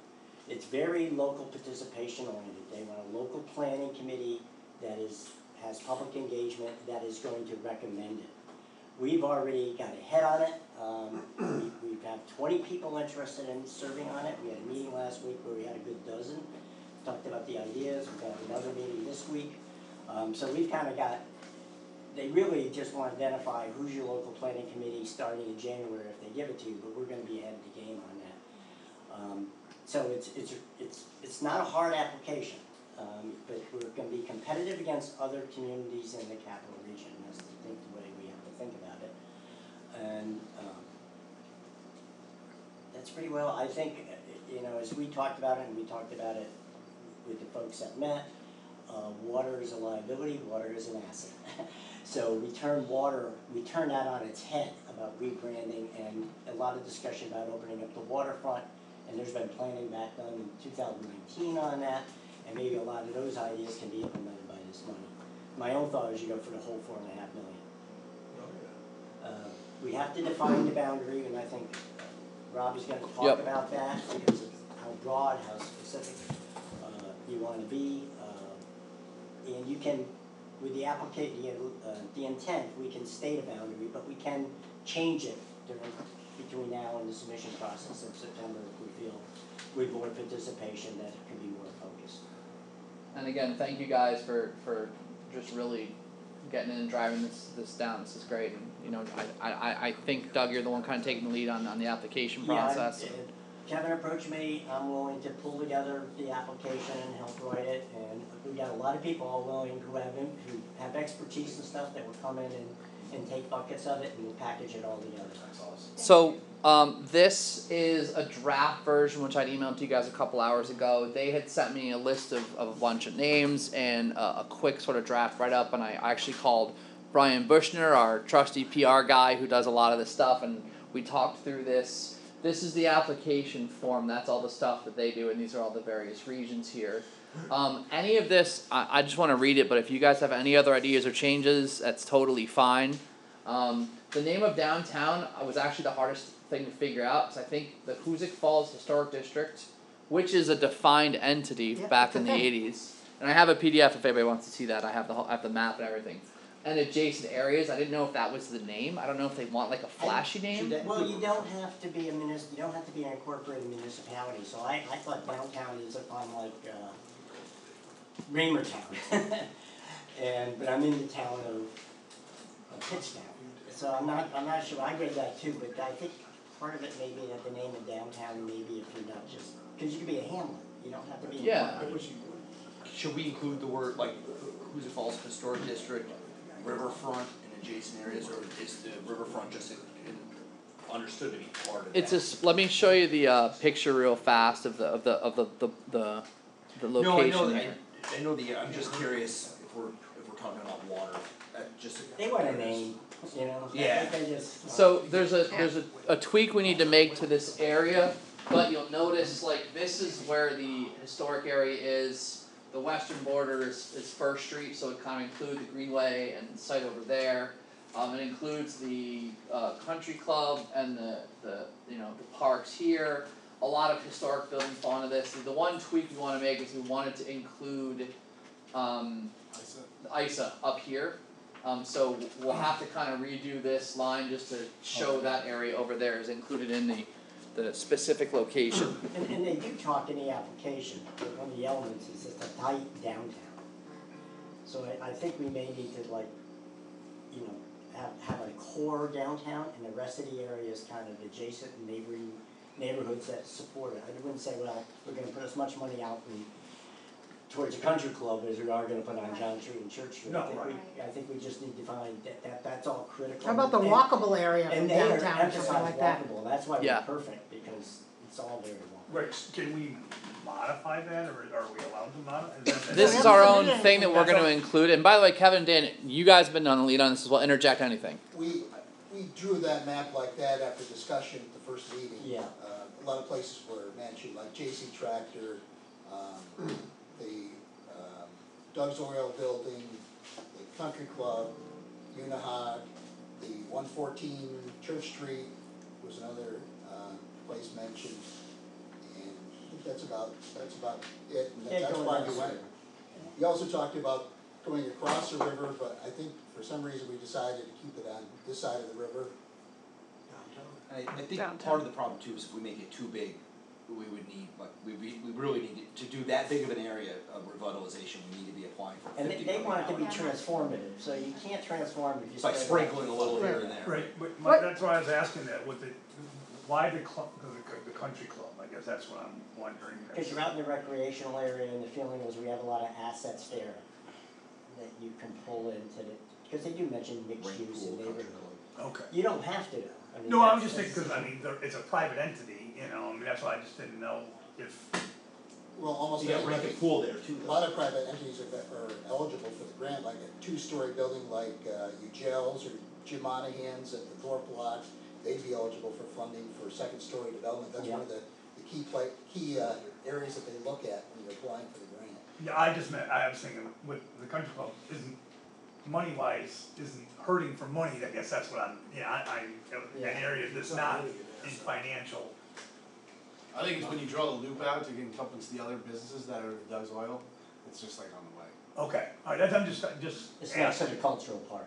Yeah. So I don't think the broad area is defined that area's gotta get money, it's more like that's the It shows cohesive include- walking I got you. community we have. Okay, And you want people going to the country club to be able to go downtown absolutely. and not avoid downtown. That's kind of the rationale I would think. I got you, okay. So just a thought too, but there's the other grant that comes out every year that talks about dilapidated, abandoned ghost buildings and stuff like that.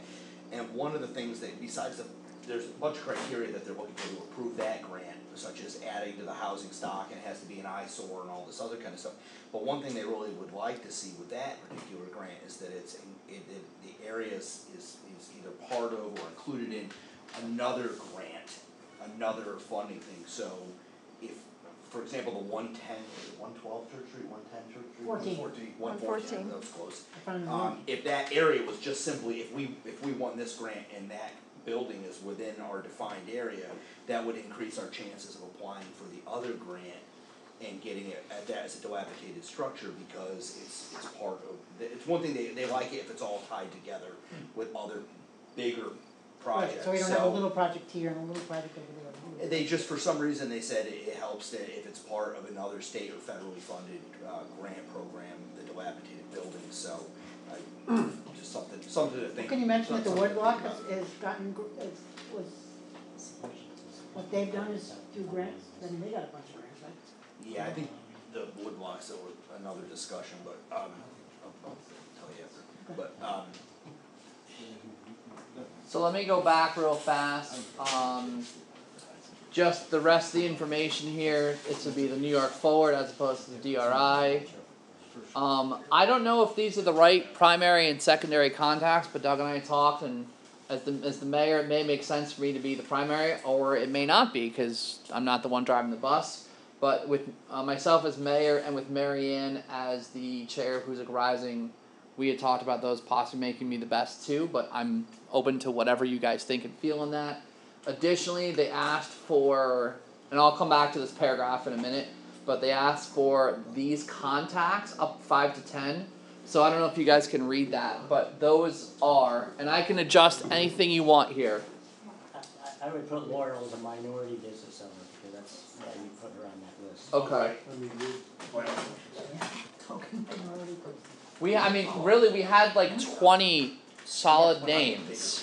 So we just had to fine tune it for this initial letter of intent.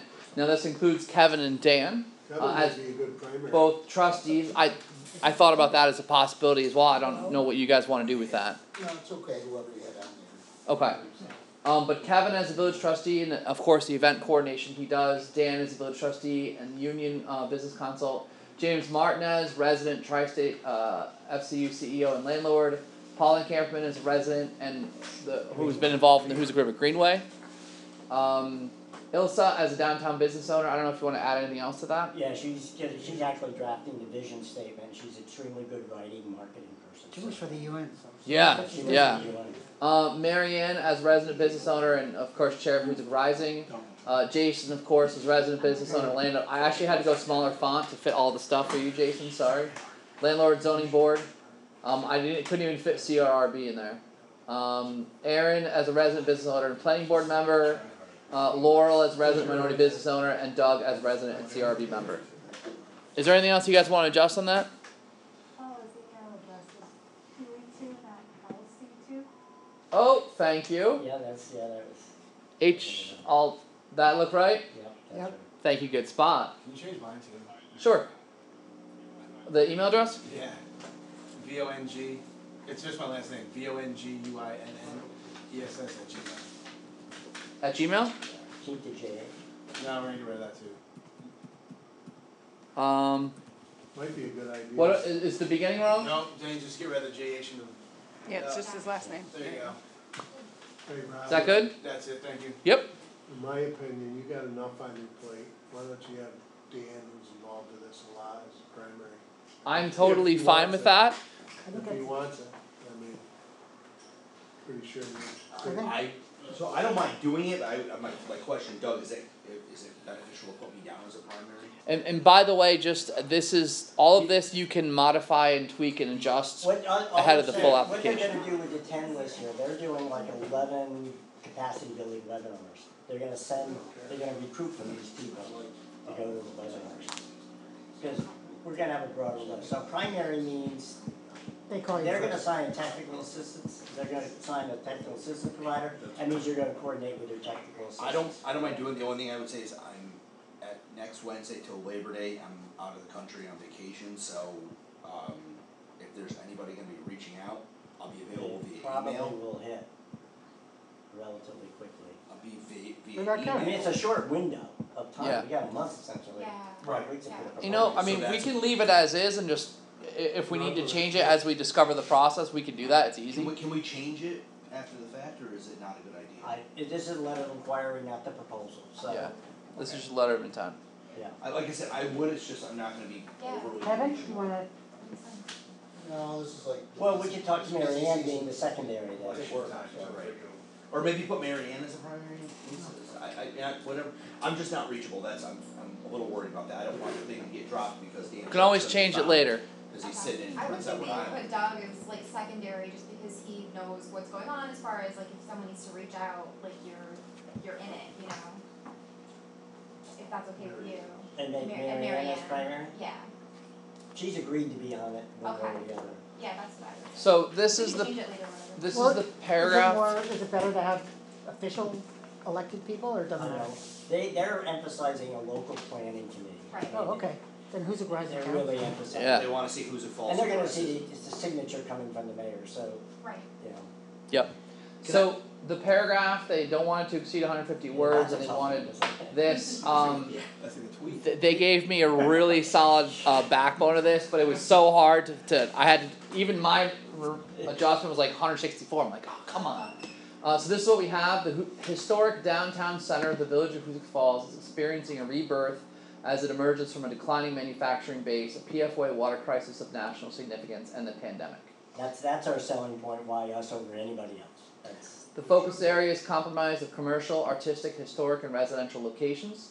Included in this area is the Hoosick River Greenway, a multicultural international sports academy, and parts of the Hoosick River Greenway to the north. Several commercial and residential locations up to the western boundary of First Street. Recreational facilities and a publicly accessible country club to the south. And Wood Park and the historic Cheney Library to the east, which mostly narratively fits the map. Current revitalization is fueled by private and philanthropic investments, including the historic Woodblock and Hoosick Provisions buildings, flood control improvements of the Woods Brook, many successful startup businesses, and future goals as laid out in the 2019 local waterfront revitalization comprehensive strategy and That's what took all the words, the title. Yeah, it did, seriously. So that is where we are right now. If you guys have any changes, it's fine. All we need from the board is a motion authorizing the mayor to finalize and execute the letter of intent for the New York Forward grants. Motion.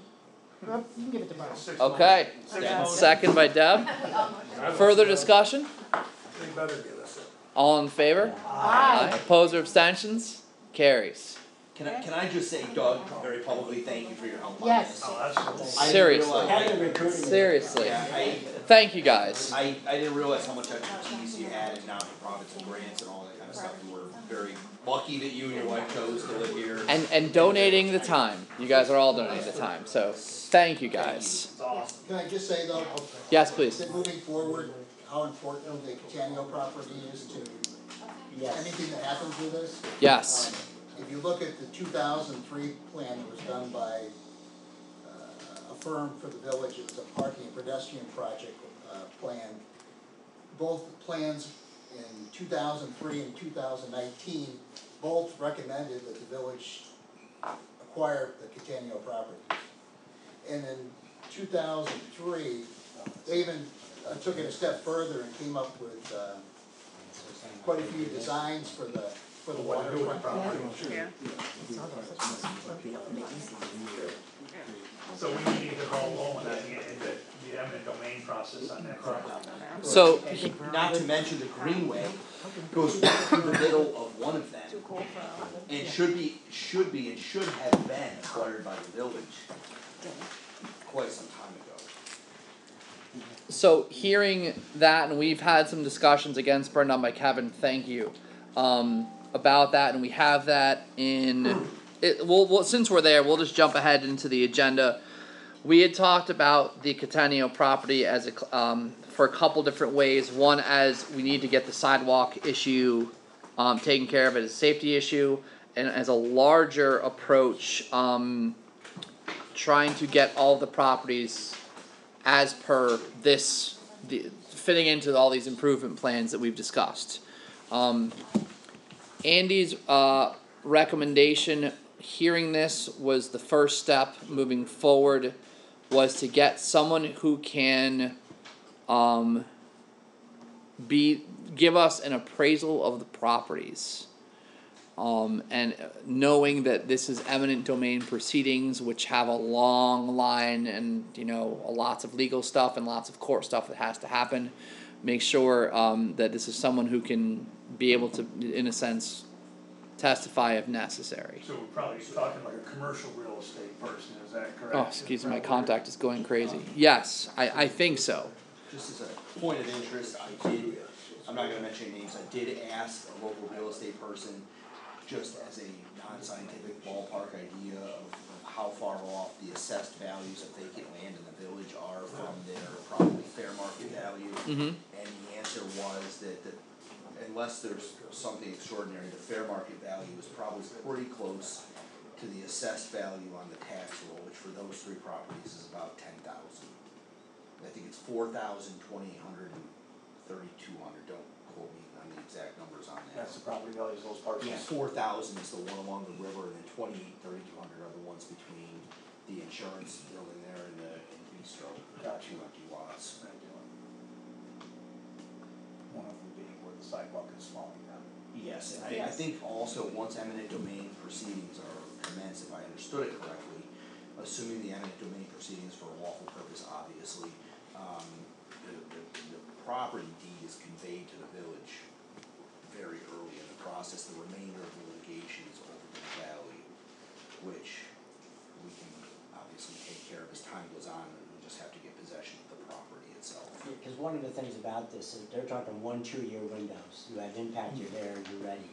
It's not a 3 to 5 year plan. So, Right, so you gotta get the ball rolling. Yeah, Have right, the and eggs in they the want blender. quick. I don't know if I can do this, I don't know what the process is, but can I make a motion to begin eminent domain proceedings on the 3 properties? So specifically, it's setting aside the funds to get someone to do an appraisal on the properties, and I don't know. I just texted Andy to see if he can take a quick phone call on procedurally how we move forward. I don't know, because we don't have any appraisals here or quotes here, but if we can set aside funds to move on that. The appraisal is part of the process, and I think we have to authorize or just begin the process. I think the other part of the process is actually trying to find Mr. Catania first, and then, I think the appraisal first, and then just kind of contact the guy and find out where he is, or if he's available. Yes. The other issue that may come up is, I've heard rumors, is a question of capacity. Does Mr. Catania have capacity? I've heard that there is perhaps the possibility of a nursing facility in him being in a nursing facility in New Jersey. The question then becomes a capacity. Power of attorney, maybe. We need to find who has power of attorney, we need to find, all that kind of stuff. So this may be a little more involved, but I'm sure we can hire a process server, and we pay attorneys for everything else around here, so I'm sure we can have someone figure. But bottom line, we have a long process to go through, and the time is. But we need to get started. Yeah. ASAP. So it sounds like we all want to move forward with getting an appraisal set up. So I just need to get a procedural from Andy on what type of motion we do. If we can set aside X amount of funds to hire an appraiser, if we need to get quotes and bring them in front. As soon as I hear from Andy on that, we can move on that. Does that sound good? As soon as we hear from Andy tonight? Jason, you've been in real estate business, what's it cost for an appraisal? A commercial appraisal is $2,500. But that's also a building, we're taking, lots of things, like income, expenses, blah, blah. This is just gonna be straight up comparables. But there's also it's gonna be tough because there's no comparable sales for something like that in the area. They're not special properties, but they're very unique. Yeah. So, there's gonna be a little obstacle there, but, a commercial appraisal on average is $2,500. Well, I guess that'd be a question for Andy if we need a commercial appraisal. And there's 2 lots, right? 3. Lot 3, and then the Three. one down by the river. So you should really be able to get a deal too, right? Because it's the same thing, all times three. I wonder if there's anybody around town that's qualified if they want. When we did the Woodsbrook, we had to bring in a commercial appraisal or appraiser for 114 Church for the Dodge building. I think it was just those two, but we did have someone come in and do that, and they were they were somewhere in the capital region, but they were reputable and they did a really nice solid job on that. So They're slow right now too, as a heads up. Might be a little hungry. These are sweet. so it sounds like we're all ready to move forward on this and make this official. We just need to find out what from Andy. Slow to get that. Oh. So as soon as I get a text back from Andy, I'll step out, and Bobby, you can keep running the meeting, and I'll find out what procedurally we need to do with this. Okay. Any other questions, Kevin? Anything else on that you want to bring up? Okay. We didn't do this. Oh, let me go on then. Did you want Fencing quotes. Oh, right. Okay. So. Thank you. Thank you, Thank you. Doc. Thank you, Doug. Okay, so I had emailed out to you guys the fencing quotes, and if you, I don't have them in. Taco Thank you, Tuesday still Jason. going, Jason? Yeah, it looks like it. I don't have a digital, but I have the information here, in terms of fencing. We have 2 different companies who gave us quotes, and we have quotes specific to each location and the different options of fencing. I can pass these down, but I'd like them. Yeah, you hard copy is being passed down. I will dictate these to you if you want to write them down. The first company is Sienna Fencing, with 1 N. And let's deal with 115, 107 to 115 Main Street first. For a chain link black fence, that would be $8,770. For a 4-foot high ornamental, they're aluminum, right, Neil? Aluminum fencing, decorative black, like we had looked for. It was $9,500, and for a 6-foot ornamental, high ornamental aluminum and so on, it would be $12,320. So that was 115 Main Street from Sienna Fencing. Let me give you the 27 Elm Street location as well. And by the way, I have these. I thought I had the That's probably not pictures. supposed to be attached to that, I'll probably stick Yeah, that somewhere. it's an abstract from somebody's, Yeah, just give that back. These are pictures from a while ago. But this is the 107 and 115 fencing area that would go from this property right here up and across and over to there, right, Neil? it's 135 feet, wasn't it? Okay. So that's the 107 and 115 Main Street, and those prices again were from Sienna Fencing. We had asked them also to look into redoing the fencing on 27 Elm Street. I will give you prices, but one of the things that they wanted to make sure we understood is that because of the location of the plowing, their recommendation was not to redo these fencing to either the black chain link or to the ornamental, because these will be sturdier and hold up long term. That's just their recommendation. It's still a board decision. So knowing that, for Sienna Fencing, to redo this existing fencing in chain link black was $9,460. To do 4-foot high aluminum ornamental is $13,320. And 6 feet high would be $16,230. I can throw this up on a Word document real fast if that would help. And both of these from Sienna Fencing, we asked them about the time period it would take to do this from beginning to end, and they estimated around 14 weeks. Now, of course, we know that our grant program ends at the end of August. So what we could do tonight, and I'll go over the second one as well, is we could entertain a motion to approve one of the quotes subject to permission from the state to move forward with that and an extension from the state. because these are funds that are coming out of the Woodsbrook buyout program. The state has to approve them, and additionally, the state would have to extend the current as well. I have Andy calling me. Give me just 1 second.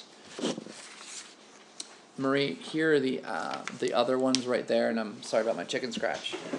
I'm stopping out for 1 minute.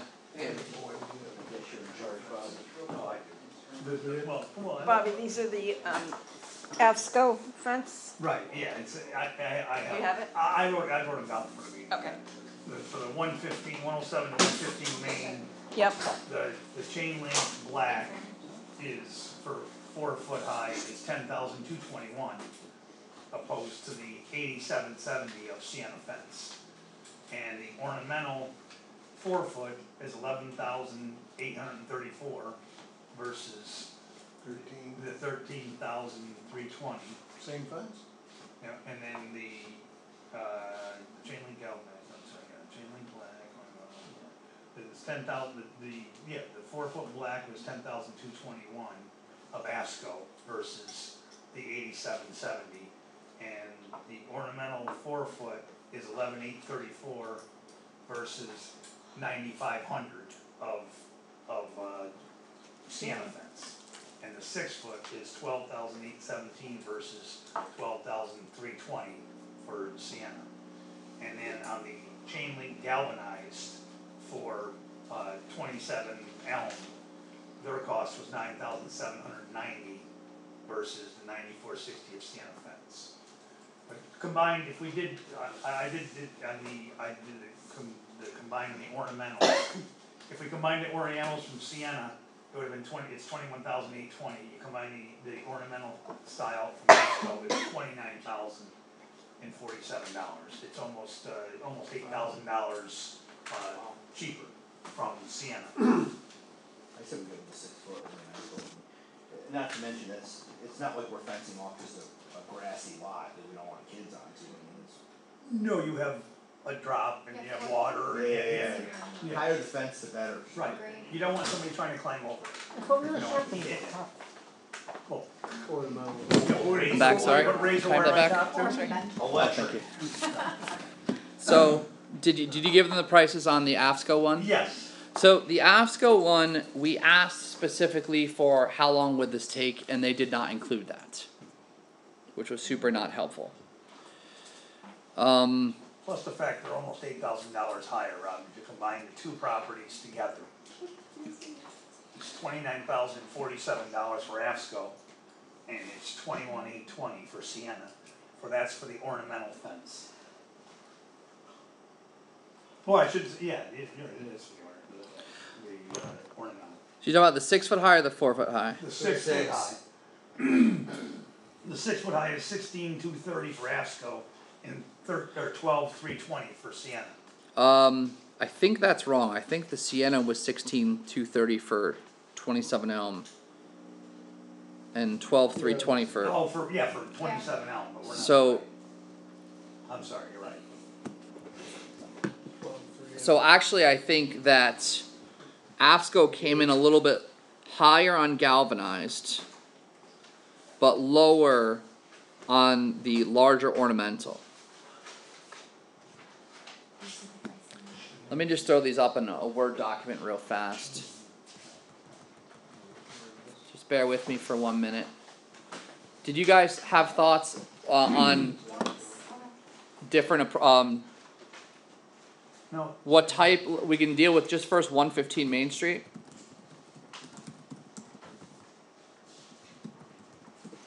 I like the photo that was included of a From- 6 foot fence From like this. Sienna, yeah. Is 4 foot too short, Yeah. I think so. Main Street? I would want 6. You put 6 foot up, you have to go to the zoning board. The village doesn't. Okay. Really? It's not, We're not paying for it. Go with the 6 foot. If you go with the 6 foot, you know, the neighbor guy there is gonna have to go 6 foot. He has to go to the zoning board. Chili's have a fence that's about 4 feet high. But really all you do is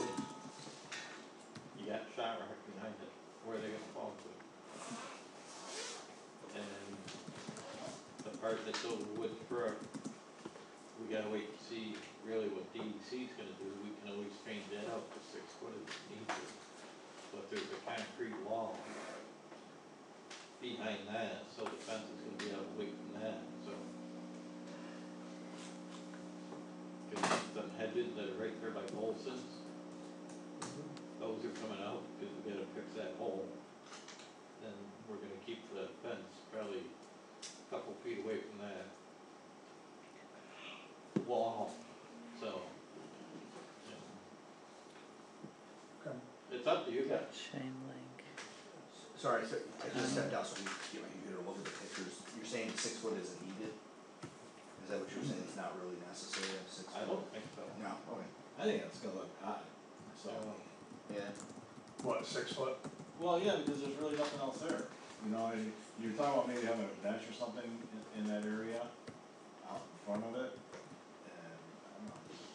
Wait, When I just try and picture in my mind like a 6 foot fence, it just seems kinda high. The only Is there any concern I li- have is the fence to get over it. Like, You're any. talking Main Street. Yeah. Oh, okay. Yeah, if they're gonna get over it, they're gonna get over it.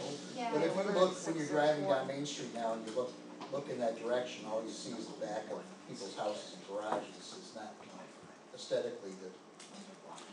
If there was a fence there, it'd take your eye off those back of people's garages and houses that are left. You don't think the orange fence does that now? That's what I'm trying to eliminate. Is there any liability as to, like, since we own the properties, and somebody gets over the fence, right, just say, is there any, are we covered more or better if it's higher than if we're lower? What's It's the lower? difference if you walk down Hall Street and fall in the brook that way? I don't know, I'm just asking the question. You know, I- do you want a fence off Hall Street side as well? Oh, so there's a picture of. There's, The only dangerous spot is you know, the spot Neil's talking about. Yeah, If somebody were to get over that, because where the shot rock is, you know, it's not like it's steep, it's not a, you know, I mean, you could It's put not it a in big that drop line. off. But so it's just where the culvert is the only really dangerous spot, in my opinion. That's a sinkhole. Well, the sinkhole's going away. Yes, right now the sinkhole is a dangerous spot. I'm just I like getting the the 4 foot. tally done. Good point. it's up to you guys. Like where the culvert is 6 foot there. That one is still, you know, for Main Street, 4 feet Can- sounds smart. Can you guys just real fast, who's got those written? They're here. The Sienna one on 115 Main Street. Do you have that one in front of you? Yep. 6 foot high was 12,320. 4 foot high is 9,500, and chain link black is 8,770. Is that right? Correct. And then for Avsco, at the same location, 115, 107, It's actually behind them. it's 12 for the 6 foot high ornamental, 12,817. Correct. 4 foot 11,834. Correct. Chain link black is 10,221. Right. And galvanized is 9790. All right, thank you. So here's the visual look of what we're looking at. oh, it's so much easier. Sorry about that. I'd hoped to get this ready beforehand. It sounds like you guys are liking the 4 foot high ornamental there. Sienna's 95, a lot cheaper. Yep. Okay, so we can do these separately. We can first do a motion. I'm looking for a motion to approve the Sienna quote for 4 foot high ornamental aluminum fencing at the 107 115 Main Street location, subject to approval from the state and an extension to the grant program. I'll make that motion. Second. All right, thank you. I hope Andy hears this in the meeting and pats me in the back for that. All right, any further discussion? All in favor? Aye. Hi, Opposed or abstentions? All right, carries. All right, so let me come back to the other one here, which I'm working on over here. And you go back to say, who recommended about the Elm Street property of not replacing it? That was Sienna. That was, you know, cause they say the salt and stuff, and plus the snow being pushed down through there, it's gonna would defeat the purpose of having the ornamental, cause it's gonna erode away at the ornamental, right? Eventually, yeah. Yeah, remember that whole section of fence along the street is right on the street. So, It's gonna get, it's gonna be pounded. salt and snow Yeah. and, probably a plow or two. Well, because you can't go the other way with the snow, because then you're pushing against the building. At this point too, I hate to see a perfectly good fence taken down and Yeah, I agree, it's gonna defeat the purpose. The one on the Elm Street property, I mean, it doesn't make a lot of sense to take down a perfectly good fence if we're gonna replace it with black instead of galvanized, does it?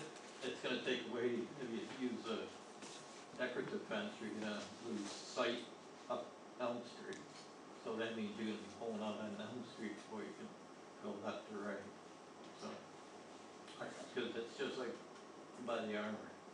Visibility is, creeping out there. You're creeping out there on the road with her. That will affect my driveway.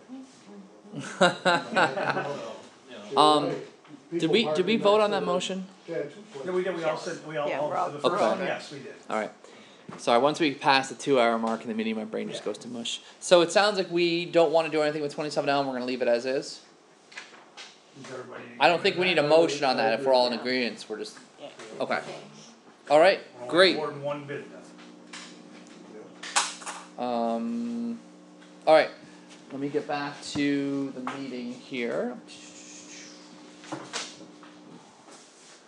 Okay, so we're good with the Woodsburg buyout program, and Andy and I will work with the state in the next week to see if we can get that extension lined up and get them the quotes that we've approved.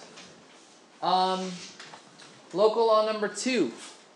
We did the public hearing for it. Come on, Ryan, you know you wanna stay for hour 3. I'm just kidding, thank you, Ryan.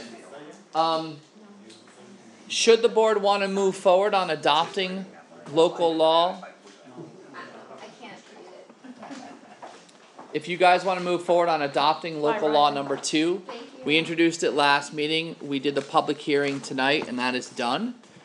We can do that, should the board wanna move forward on that. If we do, I have a resolution for that, Yeah, let's do it. which I need to find the right document. Where did I put it? 3A? What's the Wi-Fi, is it 800 or is it? Nope. Your Wi-Fi password. Nope. We're not gonna shout that out in a public meeting. Sheepers, write it I said, down. is it 00 or 8? Write it down, public meeting. Oh my gosh. It's got the slash, it's It's a high security area. 0. Okay. Alright. I have from Andy a resolution adopting local law number 2 of 2020 of the Village of Hoosick Falls. Whereas introductory local law number 2 of 2020 of the Village of Hoosick Falls was introduced before the Board of Trustees at its meeting held on July 19th. And whereas, I'm just gonna summarize, we had our public hearing on August 9th, 2022. We closed the public hearing. We have, upon review of the environmental assessment form and with due consideration of potential significant adverse environmental impacts of this action, the Board of Trustees has determined the adoption of a negative declaration, neg-dec, under the SEEKR, State Environmental Quality Review Act, with respect to introductory local law number 2 of 2022 is appropriate. And whereas local law number 2 of 2022 has been before the members of the Board of Trustees in its final form in compliance with the New York Municipal Home Rule Law, now therefore be it resolved by the Board of Trustees of the Village of Hoosick Falls in regular session duly convened as follows. 1. A negative declaration is hereby adopted pursuant to the State Environmental Quality Review Act with respect to introductory local law number 2 of 2022. I'm tired of saying that. Number 2, introductory local law number 2 of 2022 of the Village of Hoosick Falls be and hereby is adopted as local law number 2 of 2022 of the Village of Hoosick Falls. And 3. Local law number 2 of 2022 of the Village of Hoosick Falls shall be filed in the office of the New York State Department of State in compliance with all applicable legal requirements, and the village clerk is hereby directed to cause such filing to be completed. I need a trustee to offer and second the resolution. Hey Rob, I didn't hear that, would you mind repeating? No. No. I'll post it on YouTube, you can hear it later. I need a trustee to offer it. Motion. Thank you, and second? Second. Thank you. Any further discussion? Roll call vote, please. Trustee Shetting, Yay. trustee O'Malley, Yes. trustee Alter Yep. was a yes, trustee Decker, Yes. trustee Walry, Yes. deputy mayor Ryan was a Yes. yes, and Mayor Allen. Yes. All in favor, it passes. All right, thank you. I did talk to Andy, and we now, once this becomes official, once it is filed with the state, so it's not like we can go right now and act on it, but we do have procedures in place that now empower our code enforcement / chicken law enforcer to approach, so we can do that according to the new local law. I just need your signature right there. So I think, what's that? What am I doing? Nothing. Kneecaps. Neil's doing it all. Right there. You're gonna take the I chickens, work for a union. That's you're gonna the take the chickens, environmental. you're gonna put them in the Thank you. building Anything that else we're you need to sign? reclaiming because they're unsafe. Okay, Is there a smell portion to that chicken thing? Yes, I think there is. Okay. yes, Is I that think going? that was built in. Is that going? I mean, is any, have you had any trouble? The roof's there up on ours. Okay, The roof's there up on ours. one of the last main items, report it, he'll move on it. I know it excites him. The landfill leachate pump.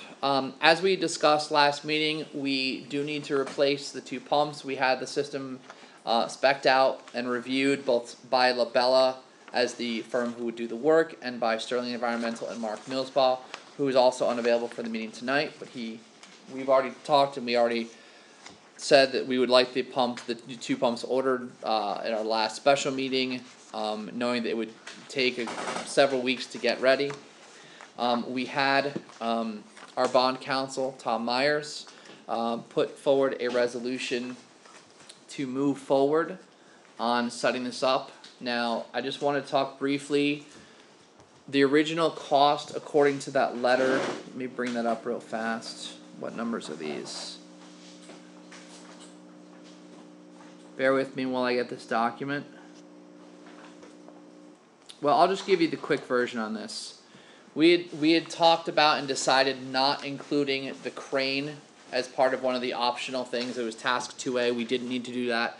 So we took those monies out and it came down to like 51 or 48 or something like that. But then we also recalled that we still have soil there that was dug out from inside the contaminated area, which we do not have the authority or training to remove ourselves because it's contaminated soil. It's covered up waiting there to be taken out, and we estimated around 10,000 would cover that. So once we took out the crane and included that, it was about 55,000, and Denise and I spoke today, and we decided to have the resolution be specific to a maximum cap of 60,000. That does not require us to do 60,000 in the bond resolution, and we still have to shop around for interest rates. But that being said, that is the wrong item.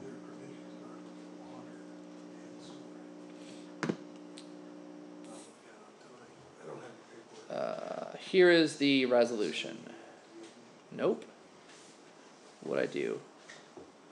Why can I not find the resolution? Here it is. Okay. Sorry, some more reading. I will definitely zoom in. So this is a resolution authorizing, subject to permissive referendum, the issuance of an additional $60,000 bond of the Village of Hoosick Falls, Rensselaer County, New York, to pay the increased cost of improvements to the leachate collection and pumping system at the landfill site in and for said village. I'm not gonna read all the whereas statements, but initially it was a max of $161,650. Now there's a need to increase for a maximum $60,000. So resolved by the affirmative vote of no less than 2/3 of the total voting strength of the Board of Trustees of the Village of Hoosick Falls, Rensselaer County, New York, as follows. Section 1. For a specific object or purpose of paying additional costs of improvements to the leachate collection and pumping system at the landfill site in and for Village of Hoosick Falls, Rensselaer County, New York, including incidental improvements and expenses in connection therewith, they are hereby authorized to be issued, subject to permissive referendum, an additional $60,000 bonds of the Village of Hoosick Falls, Rensselaer County, New York, pursuant to the provisions of the local finance law. Section 2, it's hereby determined that the plan for the financing of such $221,650 maximum estimated cost, which class of objects or purposes is hereby authorized thereat, sorry, I have glare there, is as follows. 1, by the issuance of a $161,650 bond authorized pursuant to a bond resolution dated April 20, 2021 as amended on June 14th, 2022. And 2, by the issuance of an additional $60,000 bond of and said village hereby authorizes to be issued therefore pursuant to the provisions of local finance law. Section 3 is hereby determined that the period of probable usefulness of the aforesaid specific object or purpose is 20 years, pursuant to subdivision 6B of paragraph A of section 11 of the local finance law, computed from the date of the first obligations there issued. Therefore, it is hereby further determined that the maximum maturity of the bonds herein authorized will exceed 5 years. Section 4, the faith and credit of said village which falls in Westchester County, New York, are hereby irrevocable pledged for the payment of the principal of and interest on such bonds as the same respectively become due and payable. An annual appropriation shall be made in each year sufficient to pay the principal of and interest on such bonds becoming due and payable in such year. There shall annually be levied on all the taxable real property of said village a tax sufficient to pay the principal of and interest on such bonds as the same become due and payable. So, oh Jesus, there's much more. I'm so sorry we have to do this. We have to do this. We were getting set to get Holy out early cow. tonight.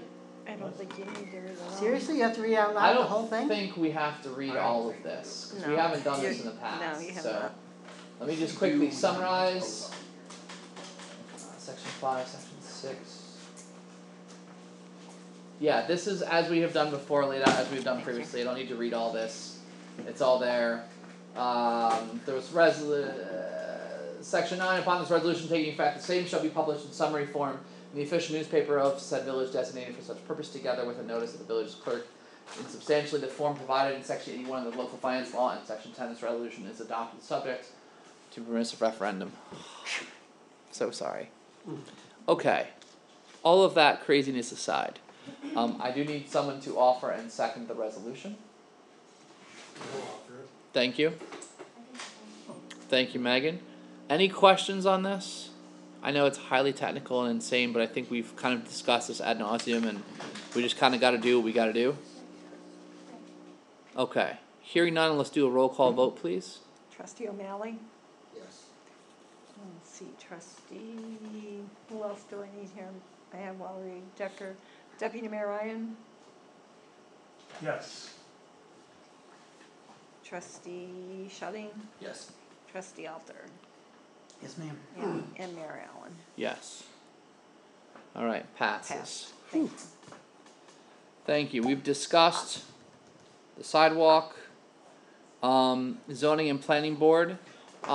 We've started to look into getting regular training. There's 2 possibilities. The first is having Andy Gilchrist come and do some hours of training, maybe 1 hour at one time over a couple or others. I talked to Deb about this, and she looked into another avenue of possible training for zoning and board. This is really just discussion. We're not moving on anything tonight, but just want to give you guys the heads up. Deb? There's actually 2 other places.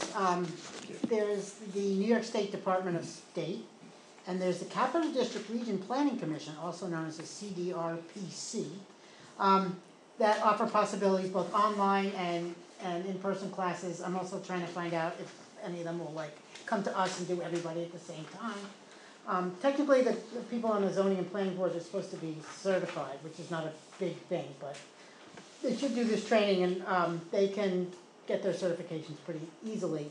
They just can't they can listen to recorded webinars, but those don't count towards certification. NICOM has them too. NICOM has. Oh, okay. I don't know if they're online available or if they're when they have like a summer session, like a fall session. Yeah, I'll check that out. But both of these organizations are, whatever you want to call them. They had some courses during the summer, and now it's just, if you go on their website, it just says check back for their fall course offerings. So we don't even know what and when yet. So the 2 things, we're looking at was, should we have one workshop for all, everybody goes together, or should we take courses at each, they could take it at their own on our own schedule, but maybe by a certain time, but we can work on all that later. Because we don't know the dates anyway. But I think it would be helpful, and I thought of this after we spoke, Rob, that, we can ask the members of both boards what specifically they feel they need, cause they're the ones that asked for it, and it's a good thing they did. Absolutely. So it's very specific, cause some have more knowledge and some have less knowledge, so Yeah. they might not all need to go to the same one. But it'd be good to talk to them, obviously. So nothing we need to move on tonight, but we're looking into it. We just want to make sure Right. you guys knew that. And I think it'd be best if Andy did the training if possible, then he knows our laws and he knows, the people, and he can do it here where you have to get people to go somewhere else, it's pretty hard to get everybody all at once, or, and online sometimes people just mail it in and. Yeah. Yeah. Wait, go do the test. Can he, if indeed they do have to be certified, can Andy make it? I think certified? Andy could just do the training. I mean, he could. I don't think there needs to be a certification for the teaching. I'm not That's sure. what I'm saying, but Can he certify that? can he certify them? I don't think there's. Oh, I'm not sure. If they need to, I I don't probably think can. they need to be certified. I think as long as the Planning. training is done, it They're kind of supposed to ticks have a some kind box. of training. I can look in that further, but. Yeah. And then I think there's initial training and then there's yearly. Yes, you have It's to, yeah, yep. And I So assume yearly training's not a lot, it's like 3 hours. Even for the town? Yeah. I believe so, yeah. Yeah, that's what I read online I today. usually send the zoning board any announcements that I get on training, so they can get their certification, their yearly. That's what I read online today. And I assume if they're not trained or certified or whatever, that can be problematic if someone's suing the zoning board. Well, right. With a lawsuit. Anyway, So we don't deal with much, actually, if you change the law about the fences from 4 to 6 feet, we probably wouldn't do anything. So yeah, we're looking into it. Just want to give you that heads my only up. other quick comment is if anyone wants to check into it, there are lots of other helpful training sessions even for us. Like we want to look into how Airbnbs change the community or how to incorporate senior stuff into what we're doing, those kinds of things. You have to go to the NICOM meetings, they have all that training. Yeah. I think they have one of those. And we're members of NICOM, right? So We are, get and that I training. got to go to one of those and it was fantastic. And all of them are sponsored during or offered during school time, and it never works for me. And it just drives me crazy. I'll find out Those about are it. I'll check great. out NICOM too. Yep. Yeah. The office does a lot of talking to NICOM, so you can feel free to use Marie or Denise as a NICOM point of contact. Is there anything else you guys wanted to bring up to the board in open session before we move to executive session? No. Wow. All right, hearing none, I'm looking This for a is motion amazing. to enter executive session to discuss personnel I matters won't forget you. with no business to be conducted at the conclusion of the executive session. Need that motion? Motion. Second. Further discussion? No. All in favor? Aye. Opposed or abstentions? Carries. We are entering executive session at 8:29 p.m. Rob, this could be Thank you. worse.